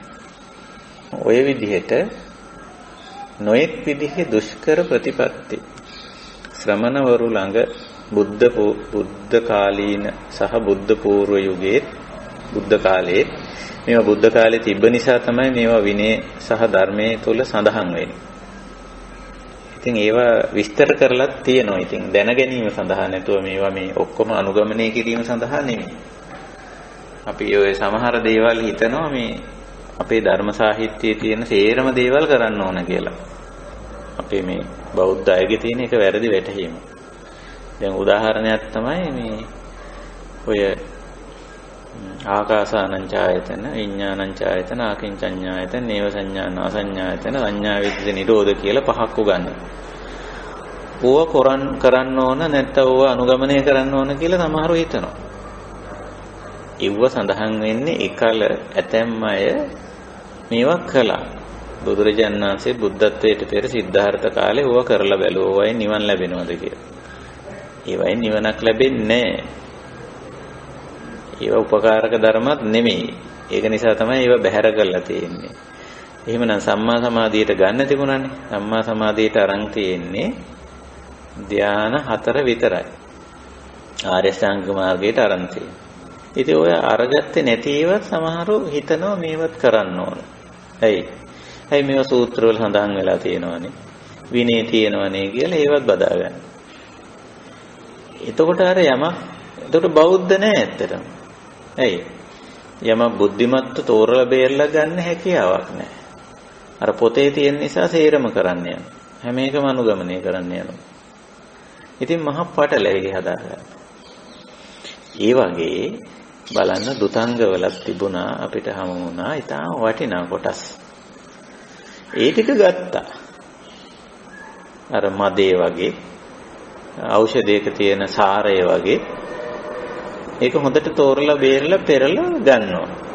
අනිත් රොඩු කොටස් ප්‍රායෝගිකව ක්‍රියාත්මක කරන්න බැරි දේවල්, වැඩකට නැති දේවල්, අනවශ්‍ය ගැටලු සමාජ ප්‍රශ්න ඇති වෙන දේවල් බැහැර කරනවා. එහෙමයි බෞද්ධ කරන්නේ. මොකද හේතුව බෞද්ධ සම්ප්‍රදාය කියලා කියන්නේ මේ වනවාසයක් නෙමෙයි. අපි හිතාගෙන ඉන්නේ මේ නිවන් දකින්න කැලේ ඉන්න ඕනේ, කැලේ යන්න ඕනේ කියලානේ කියන්නේ. සමහර අය කියන්නේ එහෙම. මේ නිවන් වගේ ඉන්න ආර්ය ශ්‍රාවකයෝ සේරම කැලේ වනවාසයට ගිහිල්ලා නැත්නම් ගෘහ වාසයෙන් ශ්‍රමණ ජීවිතයටපත් වෙන අය නෙමෙයි. ඔක්කොමලා මේ එහෙම කිව්වොත් ඒකත් අන්තයක් නේ, ප්‍රායෝගිකව කරන්න බෑනේ. දැන් මේ ඉන්න අපේ කල්යාණ මිත්‍රයෝ හිතලා බලන්න. ඔය ඔක්කොමලට අපි වගේ මහාන වෙන්න පුළුවන්ද කියලා? ප්‍රායෝගිකව කරන්න පුළුවන්ද? මේ ලෝකේ බෞද්ධයි කියලා කියන බෞද්ධ ප්‍රතිපදාවට අනුගත වෙච්ච සියලුම ආර්ය ශ්‍රාවකයන්ට මහාන වෙන්න පුළුවන්ද? ඊට පස්සේ මහාන වෙච්ච ඇත්තන්ගෙන් සේරටම වනගත වෙන්න පුළුවන්ද? ඒ නිසා ඒව නිකන් අන්තවාදී අදහස්. ඒවා ප්‍රායෝගිකව ක්‍රියාත්මක කරන්න බෑ.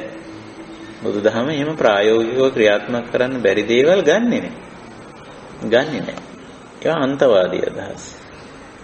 එහෙම නෙමෙයි. මජ්ක්‍ධිම ප්‍රතිපදාවේ තියෙන්නේ නිතරම යම්කිසි ප්‍රතිපත්තියක්, යම්කිසි ගුණාංගයක්, යම්කිසි ආචාර ධර්මයක් ගන්නකොට ඒක ප්‍රායෝගිකව ක්‍රියාත්මක කරන්න පුළුවන්ද? මේ වර්තමාන සමාජයේ අතීතයේ කතාවකුත් නෙමෙයි, අනාගතයේ කතාවකුත් නෙමෙයි. වර්තමානයේ ක්‍රියාත්මක කරන්න පුළුවන්ද කියලා එක පැත්තකින් බලමු. අනිත් පැත්තෙන් ඒක ක්‍රියාත්මක කිරීම කොච්චර දුරට නිවනට උපකාරී වෙනවද?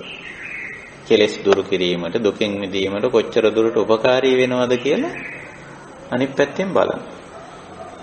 අන්න එහෙම බලලා තමයි යම්කිසි ආචාර ධර්මයක්, යම්කිසි ප්‍රතිපත්තියක්, ප්‍රතිපදාවක් අපි තෝරලා ගන්න. කොටින්ම නිවනට උපකාරී වෙනවා නම් විතරයි. නිකන් අනවශ්‍ය ගැටලු ඇති වෙන, අනවශ්‍ය ප්‍රශ්න ඇති වෙන දේවල් අපි තෝරන්නේ නැහැ.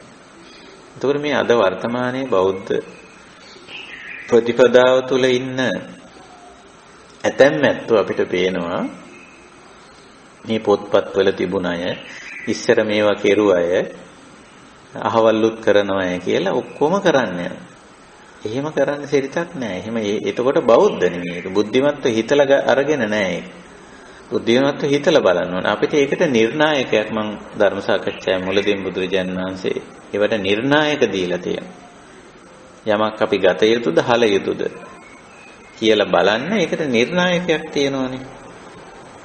නිර්ණායකයක් තියෙන. ඒක හරියට නිකන් වෛද්‍යවරයෙක් කරන කාර්යභාරයක් වගේ. දැන් වෛද්‍යවරයෙක් රෝගියෙකුට ඖෂධයක් දෙනවනේ. ඉතින් ඖෂධයක් දුන්නම ඉතින් පේනවා මේ ක්‍රමයෙන් රෝග ලක්ෂණ අඩු වීගෙන යන බව. මේ ඖෂධය පාවිච්චි කරගෙන යනකොට. එතකොට වෛද්‍යවරයා තීරණය කරනවා හරි. මේක භාවිත කළ හැකි, භාවිත කළ යුතු ඖෂධයක්. මන්ද රෝග ලක්ෂණ ක්‍රමයෙන් අඩු වීගෙන යනවා. ඊළ සමහරට ඒකෙන් නිට්ටාවටම සුව වෙනවා. තවත් සමහර වෙලාවට ඖෂධයක් දුන්නම වෛද්‍යවරයාට පේනවා මේක දැන් රෝගියා හිතී තත්වයට වඩා පොඩ්ඩක් රෝගී ලක්ෂණ වැඩි වෙන බව. එයා කිසියම් අපහසුතාවයකටපත් වීම පේන්න තියෙනවා. එතකොට වෛද්‍යවරයා තීරණය කරනවා මේ ඖෂධය මේ රෝගේ නිවාරණයට යෝග්‍ය නැහැ. රෝගේ වර්ධනය වෙන ලක්ෂණයක් පෙන්වනවා. එතකොට මොකද කරන්නේ මේ වෛද්‍යවරයා? ඒ ඖෂධය ඒක වෙනත් දෙයකට ඖෂධයක් වෙන්න පුළුවන්. එහෙම නැත්නම් ඒක ඖෂධයක් හැටියට භාවිත කරන්නේ නැහැ. අයින් කරනවා. බුදුරජාණන් වහන්සේත් අපි භව දුකට වේදානම් කියනවා. සත් 8 වන භව දුකට වේදානම් කියලා තියෙනවා. බුදුරජාණන් වහන්සේත් එක් පැත්තකින් වෛද්‍යවරයෙක් වගේ. මේ කෙලෙස් වැඩෙන ප්‍රශ්න ගැටලු වැඩෙන ඇති වෙන නැති ප්‍රශ්න ඇති වෙන දේවල් තමන්ගේ නිවන් මාර්ගයේදී බැහැර කරලා තියෙනවා. නිතරම නිවන් මාර්ගට අරගෙන තියෙන්නේ ඇති ප්‍රශ්න ගැටලු ගෙවිලා යන දුරු වෙන. ඒ වගේම අනවශ්‍ය ප්‍රශ්න අලුතෙන් ඇති නොවන. එවැනි ප්‍රතිපදා ආචාර ධර්ම තමයි බුදුරජාණන් වහන්සේ තමන් වහන්සේගේ මේ නිවන් මාර්ගට ධර්ම මාර්ගයට කිට්ටු කරගෙන තියෙනවා. ඒකයි ඒව සම්මා කියන වචනයෙන් විශේෂණය කරලා විශේෂයෙන් හඳුන්වා දීලා තියෙනවා. සම්මා වාචා, සම්මා කම්මන්ත, සම්මා ආජීව, සම්මා වායාම, සම්මා සති, සම්මා සමාධි, සම්මා දිට්ඨි, සම්මා සංකප්ප වශයෙන් දක්වන්නේ. එතකොට අපිට ඔය ඕනෑම දෙයකට පෙරලා ගන්න පුළුවන් වෙනවා. දැන් අපි මෙතන කතා කරන්නේ සම්මා කම්මන්ත වලටයි, සම්මා ආජීව වලට විශේෂයෙන් අයිති ඇතුළත් වෙන දේවල් ටිකක්. මේ දුතංග වල පෙන්වන්නේ ජීවන ක්‍රමනේ, ජීවත් වෙන ක්‍රමනේ, ජීවත් වෙද්දී අනුගමනය කරන යම් ප්‍රතිපත්තිනේ.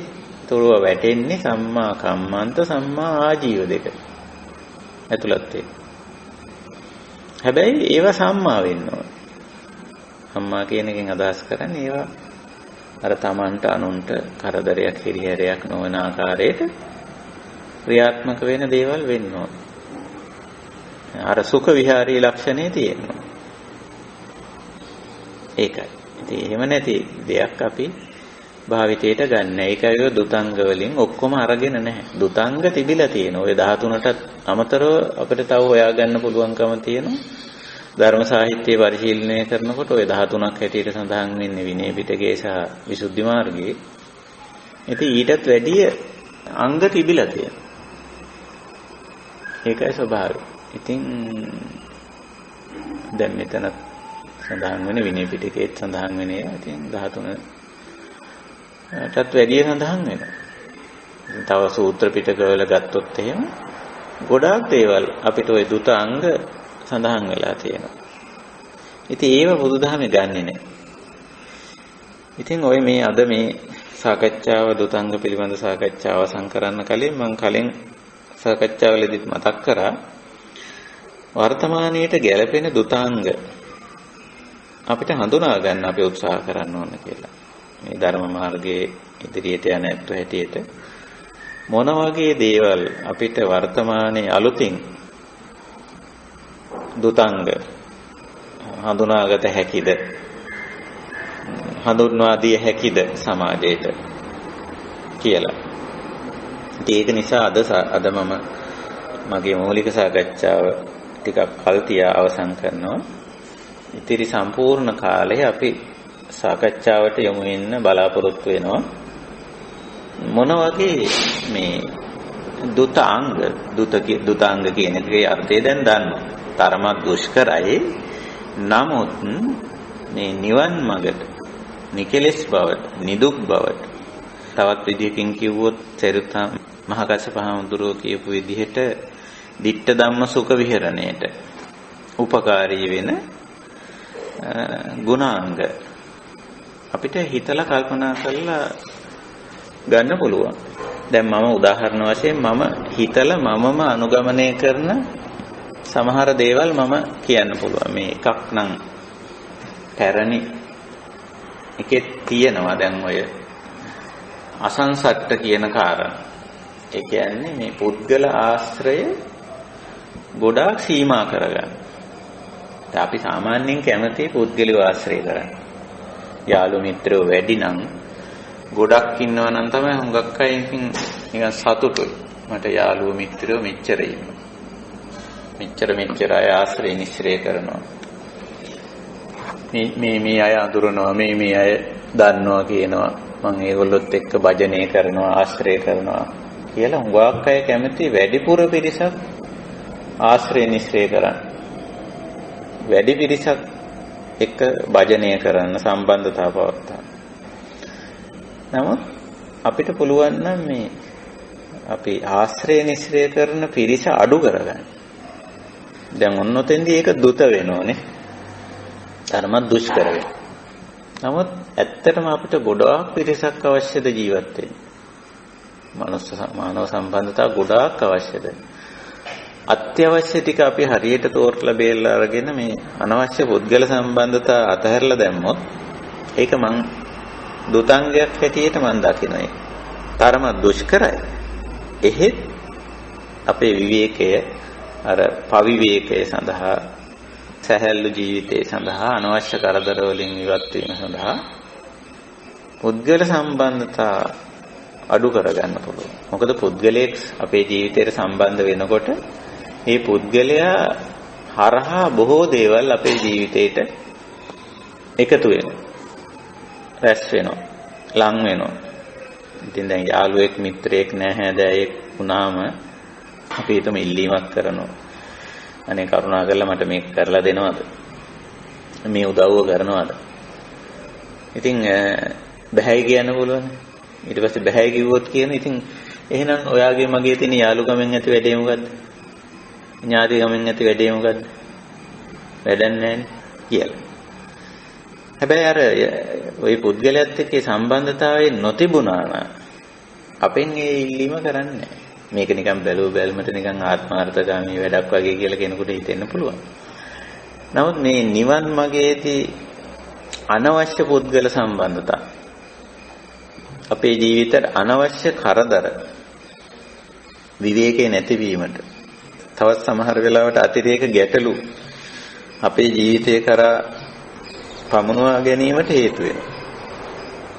ඒ නිසා මම දකිනවා මේ අසංසග්ග ගති එහෙම නැත්නම් පුද්ගල සම්බන්ධතා පුළුවන් තරම් අඩු කර ගැනීම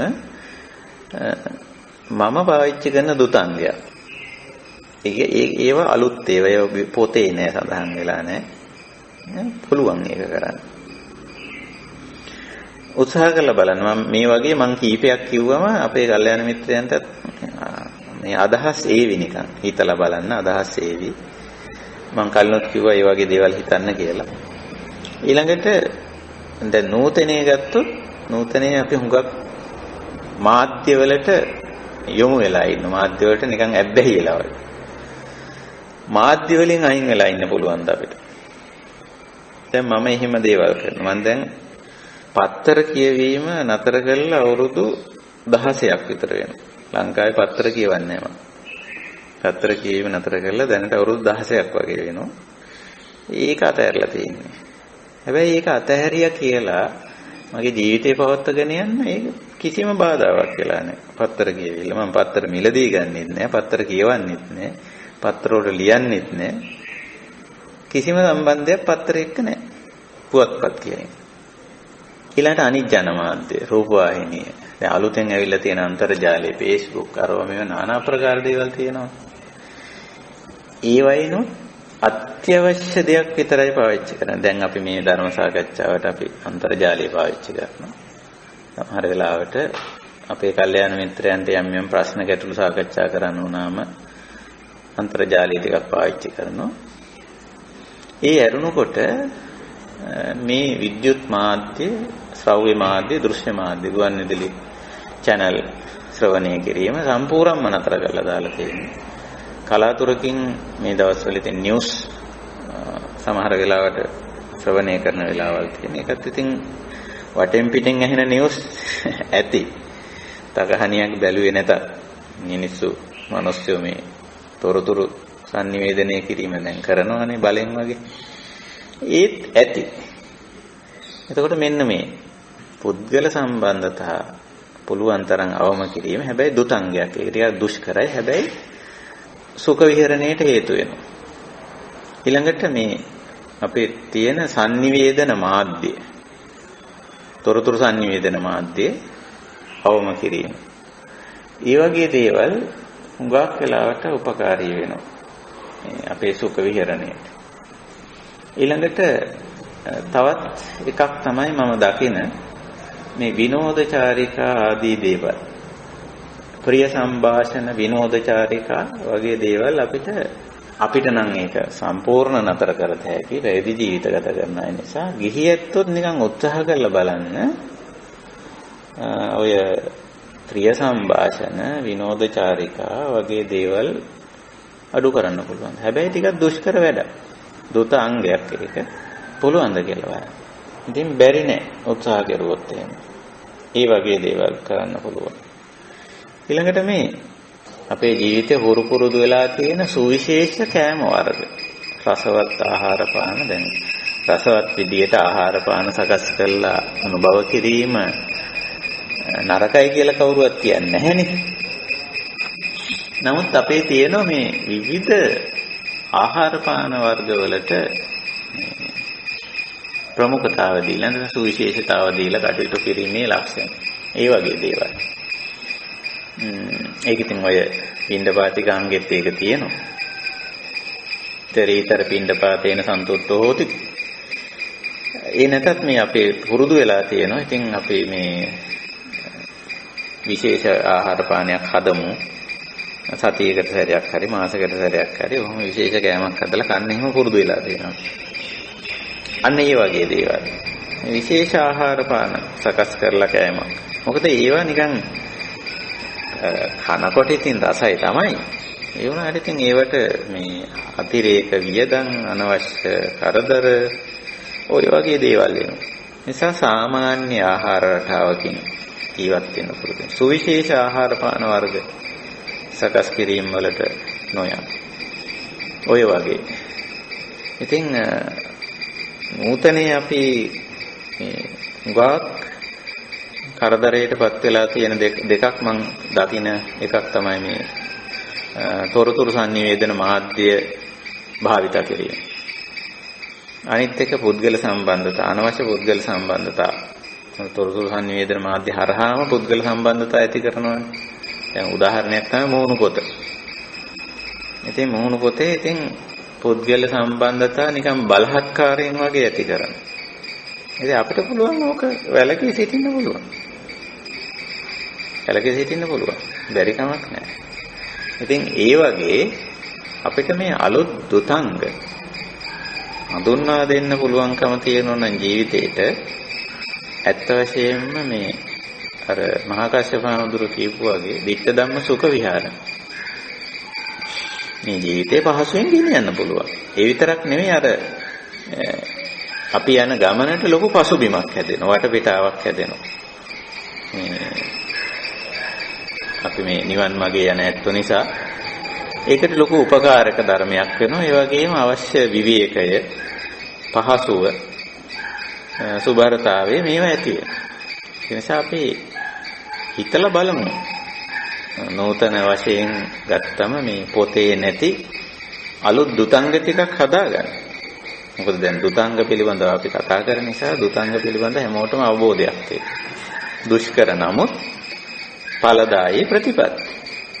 ඉතින් මේක නිවන් මාර්ගට විතරක් නෙවෙයි මම යෝජනා කරන ආර්ථික සමාජ දේශපාලන පාරිසරික හැම ක්ෂේත්‍රයකටම දුතංග හදන්න පුළුවන්. හදලා හඳුන්වා දෙන්න පුළුවන්. මේ ආර්ථික ක්ෂේත්‍රයේ මෙන්න මේ දුතංගය අපි අනුගමනය කරනවා. තරමක් දුෂ්කරයි නමුත් ඵලදායී. සමාජ සම්බන්ධතාවලදී මෙන්න මේ විදිහට කරමු. හැබැයි තරමක් දුෂ්කරයි නමුත් ඵලදායී. දේශපාලනයේදී මේ අපි මෙහෙම කරමු. තරමක් දුෂ්කරයි නමුත් ඵලදායී. පරිසරය පවත්වාගෙන යාමේදී මෙහෙම කරමු. තරමක් දුෂ්කරයි නමුත් ඵලදායී. එවැනි දේවල් අපිට හඳුනා ගන්න පුළුවන්, හඳුන්වා දෙන්න පුළුවන්.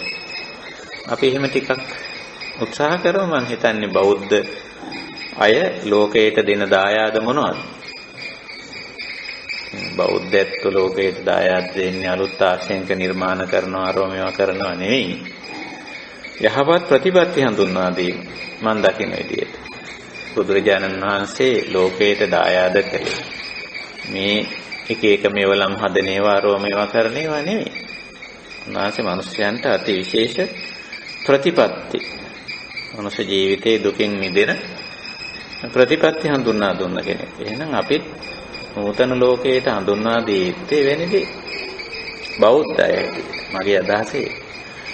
හොඳයි අපි මේ මගේ සාකච්ඡා කොටස මම මෙතකින් නිමා කරනවා. වෙනදා වගේ මම ආරාධනා කරනවා අපේ කල්යාණ මිත්‍රයන්ට මේ සාකච්ඡාවට එකතු වෙන්න කියලා.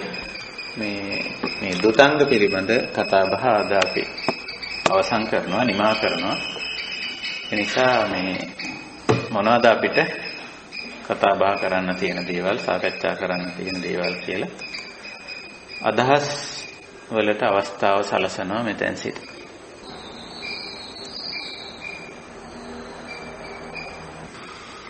ස්වාමීන් වහන්සේ. ඔව්. ස්වාමීන් වහන්සේ අපි අර පහුගිය ධර්මදේශනාවලදී මේ ඔබ වහන්සේ සඳහන් කරා මේ පාංශකුල සහ දානය පිළිබඳ. දැන් දානයකදී අපිට වටිනා දෙයක් තව කෙනෙක්ට ලබා දීම කියන දේ ගැන. එතකොට දැන් අපි උපන් දිනයකට අපි සාදයකට සහභාගී වෙනවා නම් හරි ඒ වගේ විශේෂ දෙයකදී අපි කෙනෙක්ට තෑග්ගක් දීම ගැන කතා කරොත් කෙනෙක්ට අපි හිතමු අවශ්‍ය දෙයක් වෙන්න පුළුවන් ඒ වගේ දෙයකදී ළමයෙක්ට සෙල්ලම් බඩුවක් වගේ දෙයක් වගේ ආරම්භ දීම පිළිබඳව ඒක දානයක් විදියට සලකන්න පුළුවන්ද නැත්නම්? එතන මෙහෙමයි. ඉතින් අපි තව කෙනෙකුට යමක් දෙනකොට දාන චේතනාව අපේ පැත්තෙන් අපි ඒක සම්පූර්ණ පිරිසිදු හිතින් අනිත් එක්කෙනා කරේ කරුණාවෙන් මෛත්‍රියෙන් වෙනත් පසු අපේක්ෂාවක් පසුවට යම්කිසි බලාපොරොත්තුවක් නැතුව දෙන්න ඕන. එතකොට ඒක දාණයට අන්තර්ගතයි. ඒ විතරක් නෙමෙයි අපි අර බුදුහාමුදුරුවෝ අපිට කියලා තියෙනෝනේ මේ දාන කුසලතා කියලා කොටසක්. අපි යමක් තව කෙනෙකුට දෙනකොට දැන් පොඩි දරුවෙකුට උනත් යමක් දෙනකොට ඒ දරුවාට ප්‍රයෝජනවත් වෙන දෙයක්. එහෙම නැත්නම් ඒ දරුවාගේ යම්කිසි කුසලතාවයක් වැඩෙන. එයාගේ දියුණුවට හේතු වෙන. යම්කිසි දෙයක් තෝරලා දෙන්න පුළුවන් නම් තව කෙනෙකුට අපි දැන් සාමාන්‍යයෙන් ඔය කියන අපේ සංഭാෂණයකදී මොකද හරි තව කෙනෙකුට තෑග්ගක් දෙන්න අවස්ථාවක් ලැබුණාම සමහර වෙලාවට අපි එච්චර තෝරා බේරා ගැනීමක් නැතුව ඒ සම්ප්‍රදායිකව අනිත්‍යයක් ගිහිල්ලා දෙනවා නිසා කියලා මොනවා හරි අර ඔයාට ඔය තෑගි සාප්පු තියෙනවනේ තෑගි සාප්පු කියලා වර්ගයක් ඒවට ගිහිල්ලා ඉතින් සමහර වෙලාවට මේ එතන ඉන්න වෙළඳ සේවකයා තමයි මේ අපිට මේ තෑග්ග තෝරලා දෙන්නේ. ඉතින් අපිට මේ අහවල් තැනට තෑග්ගක් ඕන වෙනවා මේ කියලා. ඉතින් එයාගේ තියෙන ඔය දේවල් වලින් එකක් ඉතින් තෝරලා මේක හොඳයි සර් මේක හොඳයි මැඩම් කියලා. ඉතින් ඒක ලස්සනට අහුරලා තව පටියකුත් ගැට ගහලා මේක අරන් යන්න කියලා. ඉතින් ඒක හරි දීමනාවක් නෙවෙයි. අපි නිතරම බලන්න ඕන අපි මේ අපේ තෑග්ග ලබන පුද්ගලයා කවුද? ඒ පුද්ගලයාට අවශ්‍ය මොකද්ද? ඕන නම් අපිට එයාට විමසන්නත් පුළුවන්. මොනවද අවශ්‍ය කරන්නේ? මොනවද වමනා කරන්නේ? ආදී වශයෙන් කියන්නේ. අන්න එහෙම වුණොත් අපි දෙන දේ අර්ථවත් වෙනවා. ඒ කියන්නේ අර පුද්ගලයාගේ ප්‍රයෝජනෙ පිණිස හේතු වෙනවා. එහෙම දීම තමයි සුදුසු. අපි සමහර වෙලාවට තෑග්ගක් දෙන්න ප්‍රසන්ට් එකක් දෙන්න වෙන අවස්ථාවල් තියෙනවා. දැන් පොඩි දරුවෙකුට උනා සමහර වෙලාවට එහෙම තියෙනවා. ඉතින් ඒ වෙලාවේ අපි සුදුසු දේ හොයලා විමසලා දෙන්න කියලා බුදුහාමුදුරුවෝ අපට දේශනා කරලා තියෙනවා. සුදුසු දේ, ගැළපෙන දේ, යෝග්‍ය දේ, අවශ්‍ය දේ, හිත පිණිස පවතින දේ, යහපත පිණිස හේතු වෙන දේ. ඒක තෝරන්න අපි දක්ෂ වෙන්න ඕන. එහෙම නැතුව නිකන් තෑගි සාප්පුවකට ගිහිල්ලා එතන ඉන්න වෙළඳ සේවකයා තෝරලා දෙන දේ අපි උස්සගෙන ගිහිල්ලා අර මිනිස්සයාට දීලාවට වැඩක් නැහැ. සමහරට එයාට ඒක වැඩක් නැති වෙන්න පුළුවන්. ඉතින් අන්න ඒක තමයි ක්‍රමය වෙන්නේ. අපි හැබැයි අර දෙනකොට දාන චේතනාවේදී තියෙන්නේ අර අපි හොඳට තෝරලා බේරලා යාටම සුදුසු දේ, ගැළපෙන දේ, යෝග්‍ය දේ, අවශ්‍ය දේ, අත්‍යවශ්‍යම දේ අපි දීලා හැබැයි ආපස්සට අපි යමක් අපේක්ෂා කරන්නේ නැහැ. බලාපොරොත්තු වෙන්නේ නැහැ. ඒක දෙන චේතනාව කෙලින්ම දාන චේතනාව. අතහැරිය. හැබැයි අපි දෙනකොට යම්කිසි නුවණින් කල්පනා කරලා විමසලා තෝරලා බේරලා හරියට දෙනවා. ඕනනම් ඔහුගේ අපේ අවශ්‍යතාවයේ විමසලා බලලා අපිට දෙන්න පුළුවන්. ඒ වගේ දෙයක් කරන්න පුළුවන්.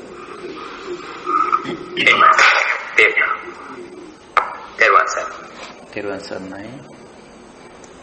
ස්වාමීන් වහන්සේ අවසරයි. ඔව්. ඒකටම මම පොඩි දෙයක් ගන්න කැමති ස්වාමීන් වහන්සේ. දැන් අපේ එහෙම ළමයින්ගේ උපන්දින වලට ස්වාමීන් වහන්සේ අපි පාටි ගන්නෙ නෑ ස්වාමීන් වහන්සේ. ස්වාමීන් වහන්සේලා වැඩම කරලා දේශනාවක් පවත්වලා දානයක් සූදානම් කරනවා කට්ටියට එන්න කියලා. ඉතින් ඒකෙන් ස්වාමීන් වහන්සේ එතන කුසල ශක්තියක් ලබා ගන්න පුළුවන් නේද ස්වාමීන් වහන්සේ අර පාටි දානවට වඩා කියලා මට හිතෙනවා ස්වාමීන් වහන්සේ. ඔව් ඇත්ත වශයෙන්ම ඔව් දැන් සාමාන්‍යයෙන් උපන්දිනය සැමරීම කියලා දෙයක් අපේ සංස්කෘතියක තියෙනවානේ. අපේ පෙරදිග සංස්කෘතිය නම් ඊතරම්ම තිබුණු බවක් වාර්තා වෙන්නේ නැහැ මේ අපේ ඉතිහාසයේ. නමුත් බටහිර සංස්කෘතියේ උපන්දින සැමරීම කියන දේ තියෙනවා.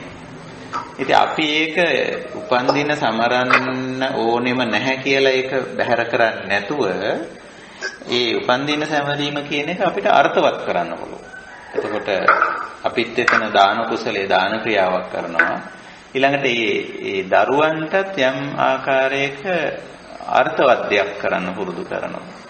දැන් අපි ඒ වගේ දේවල් අපි සමහර වෙලාවට පුරුදු කරන ළමයින්ට පුරුදු කරන ගහක් හිටවන්න උපන්දිනේ. ඒක පුරුදු මේ හිටවලා ඒක නඩත්තු කරගෙන යන්නේ. ඉතින් ආ දන්න මේ මගේ හවල් උපන්දිනේට මේ ගහ හිටෙව්වේ. නේ එහෙම නැත්තම් කොහේ හරි ඒ වගේ තමන්ගේ වයසේ ළමයි හොයාගෙන ගිහිල්ලා ඒ වගේ කෙනෙකුට පරිත්‍යාගයක් කරන්න. ඒ වගේ දෙයක් කරන්න. අර කියපු විදිහේ යම් කිසි පුණ්‍ය කටයුත්තක් කරන්න ඒක ළමයි ලව්ව මේක කරන්න පුළුවන්. ඒගොල්ලෝ මේ කටයුතු වල යොදවන්න පුළුවන් විශේෂයෙන් හුරු පුරුදු කිරීමක් හැටියට එහෙම කරන්න පුළුවන්. ඉතින් ඔය අර්ථවත් විදිහට ඉතින් ඒක දෙමව්පියන්ට ගුරුවරුන්ට වැඩිහිටියන්ට තෝරන්න පුළුවන්. බුද්ධිමත් අයට අපි දරුවෝ වෙනුවෙන් දරුවන්ගේ විශේෂ අවස්ථා උපන්දින විතරක් නෙවෙයි. ඉතින් දැන් මංගල සම්මත අවස්ථා විවාහ ආවාහ විවාහ වීම පවා මේ සාමාන්‍යයෙන් මේ උත්සව ආකාරයෙන් පවත්වන්නේ. එතකොට ඒ උත්සවය අර්ථවත් විදිහට ඵලදායී විදිහට ඒවට සම්බන්ධ වෙන අයට බරක් නොවන විදිහට ඊළඟට ඒ ආවාහ විවාහ වෙන දරුවන්ට ඉතින් පස්සේ අනවශ්‍ය ගැටලු වලට මුහුණ දෙන්නේ නැති වෙන විදිහට ඒව සංවිධානය කරන්න පුළුවන් ඇත්තටම. ඉතින් ඒක තමයි අවශ්‍ය කරන්නේ. අර සිද්ධිය නැත්තම් ඒ ඉවෙන්ට් එක නැත්තම් ඒ උත්සවය සම්පූර්ණ ප්‍රතික්ෂේප කිරීම නෙමෙයි. එතකොට ඒක එක අන්තයකට යනවා. දැන් බුදුදහම මජ්ක්‍ධිමා පටිපදානේ. එතකොට සමහරු කියන්න පුළුවන් නෑ ඔය වෙඩින්න ඕනෙත් නෑ, ප්‍රිය සංഭാෂණ ඕනෙත් නෑ, උපන්දින සාදු ඕනේ මොකක්වත් ඕනේ නෑ. ඔක්කොම නතර කරලා දානවා. ඒ වුණාට ඒවා සමහර වෙලාවට පහළ මට්ටමේ අයට දැන් දරුවන්ට සමහරට අවශ්‍ය වෙන්න පුළුවන්. අපි තරම් අධ්‍යාත්මිකව ඉස්සරහට ගියපු අපිට නම් උපන්දින සාදු ඕනෙත් නෑ, මංගල උත්සව ඕනෙත් නෑ, ඔය මොකවත් ඕනේ නෑ. අපිට ඒව නැතුව අපේ ධර්ම මාර්ගය තුල ජීවත් වෙන්න අපිට ශක්තිය තියෙනවා. නමුත් පහළ මට්ටමේ අයට සමහර වෙලාවට ඔය වගේ දෙයක් අවශ්‍ය වෙන්න පුළුවන්. එතෙන්දී අපි දක්ෂ වෙන්න ඕන මේ අවස්ථාව, මේ උත්සවය, මේ විශේෂ අවස්ථාව අර්ථවත් විදිහට, ඵලදායී විදිහට, ඒ වගේම කාටවත් බරක් නොවන විදිහට, කාටවත් කරදරයක් හිරිහැරයක් නොවන විදිහට, ආදර්ශමත් විදිහට, සමාජයට ආදර්ශයක් වෙන විදිහට ඒක කරන්න. එතකොට අර අවශ්‍යතාවත් ඉෂ්ට වුණානේ. දැන් දරුවන්ට අවශ්‍ය වුණොත් ඒක මෙහෙම එකක් කරන්න ඕන. අපි ඒක කරමු. අපි මෙහෙම කරමු. මෙහෙම කරොත් මෙහෙම වෙනවා. මෙහෙම කරොත් මෙහෙම වෙනවා. වඩාත් මේකේ ප්‍රතිඵලය මේකයි කියලා ඒක අර්ථවත් කරන්න පුළුවන්. ඇත්ත වශයෙන්ම මේක තමයි කල යුත්තේ. ඔය අනවශ්‍ය ඉතින් අපේ ජීවිතවලට ඕන නැති තරම් උත්සව සම්භාෂණ ඒවා මේවා ආඳ ගන්න ඕනේ නැහැ. නමුත් යම් සංස්කෘතියක යම් හේතුවක් නිසා කල යුතුයමයි කියලා හැඟෙන කිසියම් උත්සවයක් සම්භාෂණයක් තියෙනවා නම් ඒක අර්ථවත් කරලා කරන එක තමයි සුදුසු. මොකද බුදුරජාණන් වහන්සේත් උත්සව සම්භාෂණ වලට ගිහිල්ලා තියෙනවා. එහෙම තැන් වලට ගිහිල්ලා අනුශාසනා අවවාද පවා කරලා තියෙනවා. එතකොට ඒක 100% ප්‍රතික්ෂේප කරේ නැහැ. නමුත් එතෙන්ට වැඩම කිරීමෙන්ම උන්වහන්සේ ඒවා පිළිබඳව දැන් හැම අවස්ථාවකම දැන් උත්සව කිව්වම අවමංගල්‍යත් උත්සවයක් නේ. දැන් අපි උත්සව කිව්වම අපිට නිකන් මතක් වෙන්නේ මේ උත්සව කියන එකේ අදහස් වෙන්නේ සාමාන්‍ය මට්ටමට වඩා විශේෂයෙන් යමක් කරනවා කියන එක. අවමංගල්‍යත් උත්සවයක්. ඉතින් අවමංගල්‍යත් අපි දැනගන්න ඕන කල යුතුයනේ. දැන් කෙනෙක් මැරුණම ඥාතීන්ට දන්නලා ඉතින් යම් වෙලාවක ඒ අවසන් කටයුතු කරන්න වෙනෝනේ යම් තැනකද. ඒකනේ සාමාන්‍යයෙන් ක්‍රමේ. හැබැයි ඒක නිකන් අනවශ්‍ය විදිහට මිනිස්සු වෙහෙසටපත් කරන්නේ මුදල් නාස්ති කරන්නේ නිකන් පුරාජේරු වැඩ කරන්නේ නැතුව. ඒක අර්ථවත් විදිහට කරන්න අපි දැනගන්න. ඉතින් ඒක තමයි ඔය මජ්ක්‍ධිමා පටිපදාව කියලා කියන්නේ. මැදමාවත. ඉතින් එහෙම තමයි කළ යුත්තේ. මම හිතන්නේ ඒක තමයි අපි ධර්ම මාර්ගය යන ඇත්ත හැටියට අපේ ජීවිතය තුළ ඒක තියෙන්න ඕනේ. එතකොට ඒක අනිත් අයටත් ආදර්ශයක් වේවි නේද? එහෙමයි ස්වාමීන් වහන්සේ.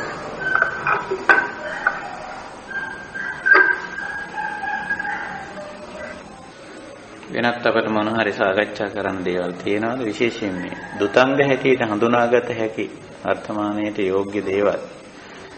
ඉතින් ඕවත් දුෂ්කර තමයි තින්නේ උත්සව ආරෝ මේවා නිකන් අර්ථවත් විදිහට කරන්න යන එක එක්තරා දුතංගයක්. උත්සවේ කරනවා නමුත් අර අනිත්‍ය කරන විදිහටම ලෝකෙම කරන විදිහටම නොකර අනිත් පැත්තට පරදායි විදිහට අර්ථවත් විදිහට කරන්න යන එක එක්තරා දුෂ්කර වැඩක්. නමුත් ඵලදායි. දුෂ්කර නමුත් ඵලදායි. එහෙම තියෙනවා. හැම පැත්තකම තියෙනවා මේ දුතංගය මතු කරගන්න පුළුවන්. දුතංගය.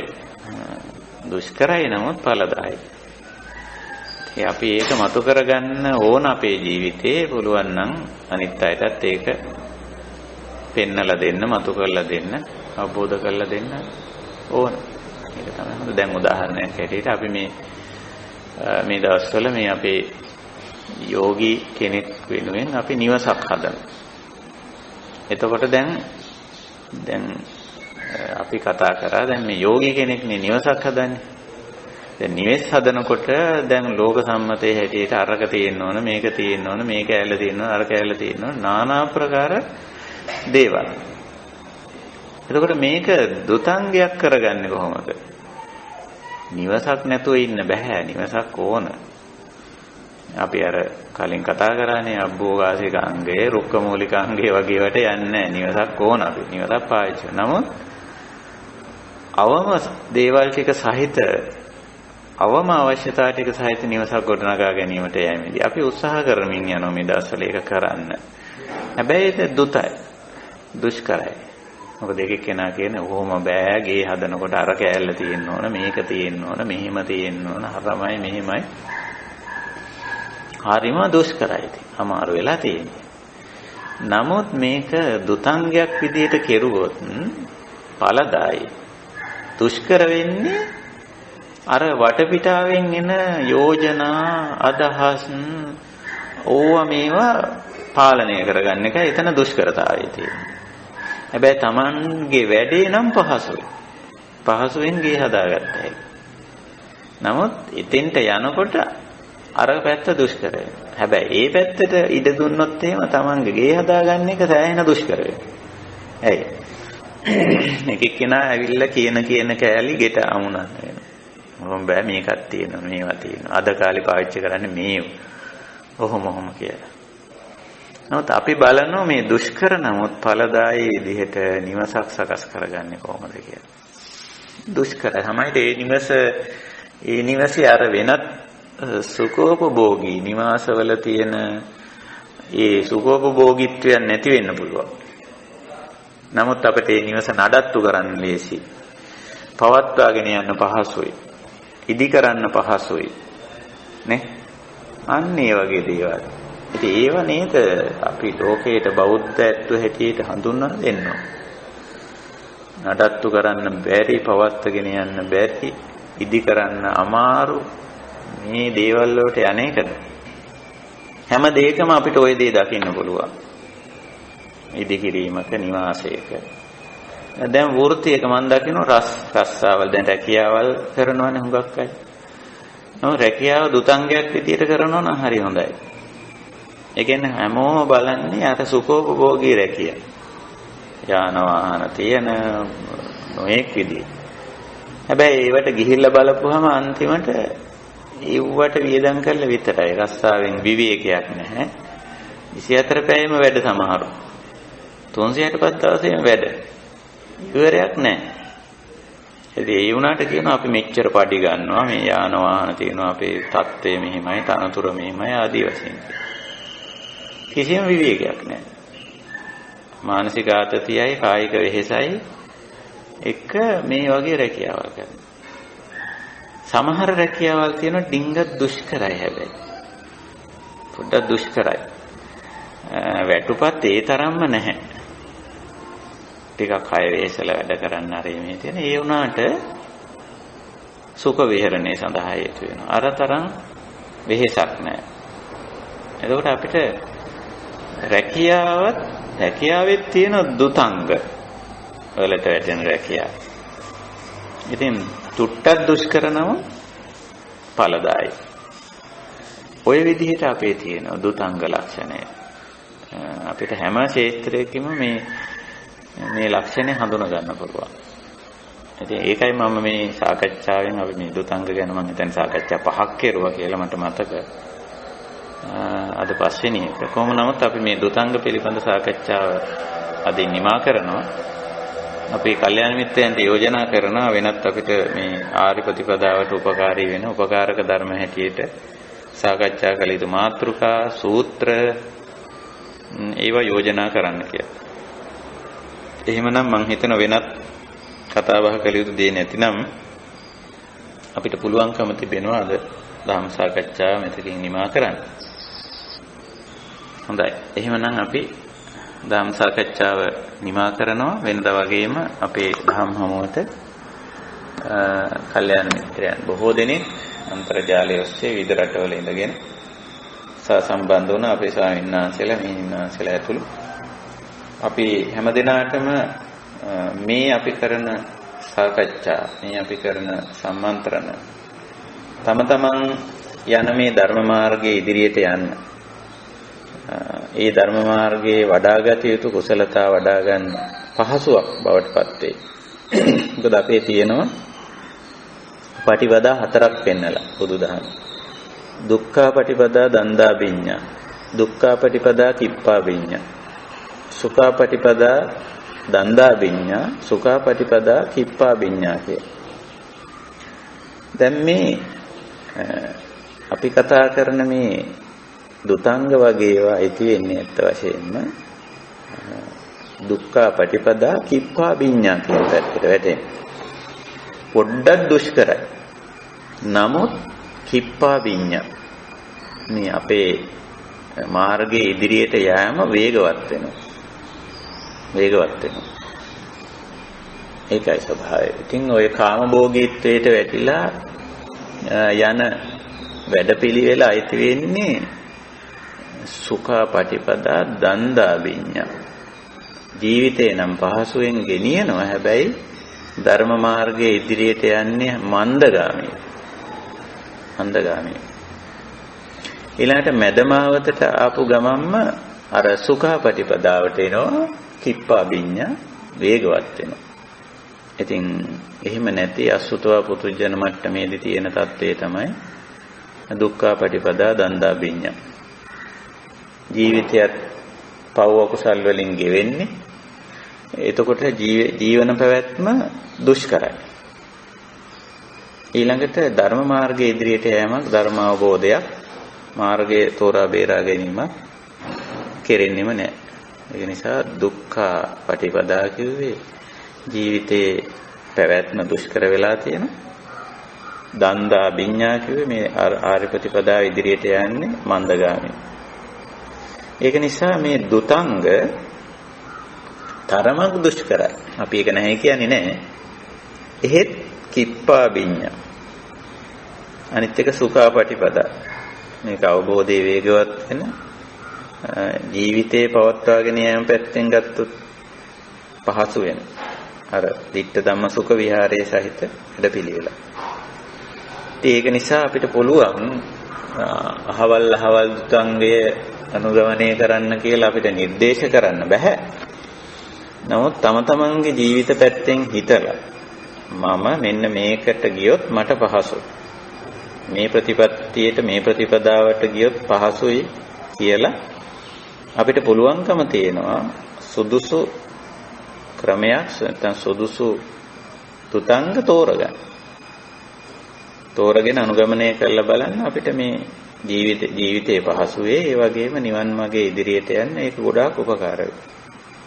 ඉතින් ඒ අර්ථයෙන් තමයි අපි ওই දුතංග පිළිබඳව සාකච්ඡා කළේ. හොඳයි එහෙනම් දුතංග පිළිබඳ සාකච්ඡාවත් අපි ඔතකින් නිමා කරනවා. අද දවසේ ධර්ම සාකච්ඡාවත් අපි මෙතකින් නිමා කරනවා. වෙනදා වගේම අපි හෙට නෙමෙයි අනිද්දා නැවතත් සුපුරුදු වේලාවට සුපුරුදු මාධ්‍යයෙන් මේ දහම් හමුවට එකතු වෙන්න බලාපොරොත්තු වෙනවා. ඉතින් අදත් අපේ දහම් හමුවට සහසම්බන්ධ වුණු පින්වත් කල්යාණ මිත්‍ර හැම දෙනාටම මේ උතුම් ධර්ම අවබෝධය තම තමන්ගේ නිවන් මාගේ වඩාත් ඉක්මනින් ඉදිරියට යන්න උපකාරී වේවා, උපනිශ්‍රේ වේවා, හේතු වාසනා වේවා කියන උතුම් අදහසින් අදත් අපේ දහම් හමුව නිමා කරනවා. හැම දෙනාටම තෙරුවන් සරණයි. තෙරුවන් සරණයි ස්වාමීන් වහන්සේ. තෙරුවන් සරණයි සම්පි සීලවන්ත ගුණවන්ත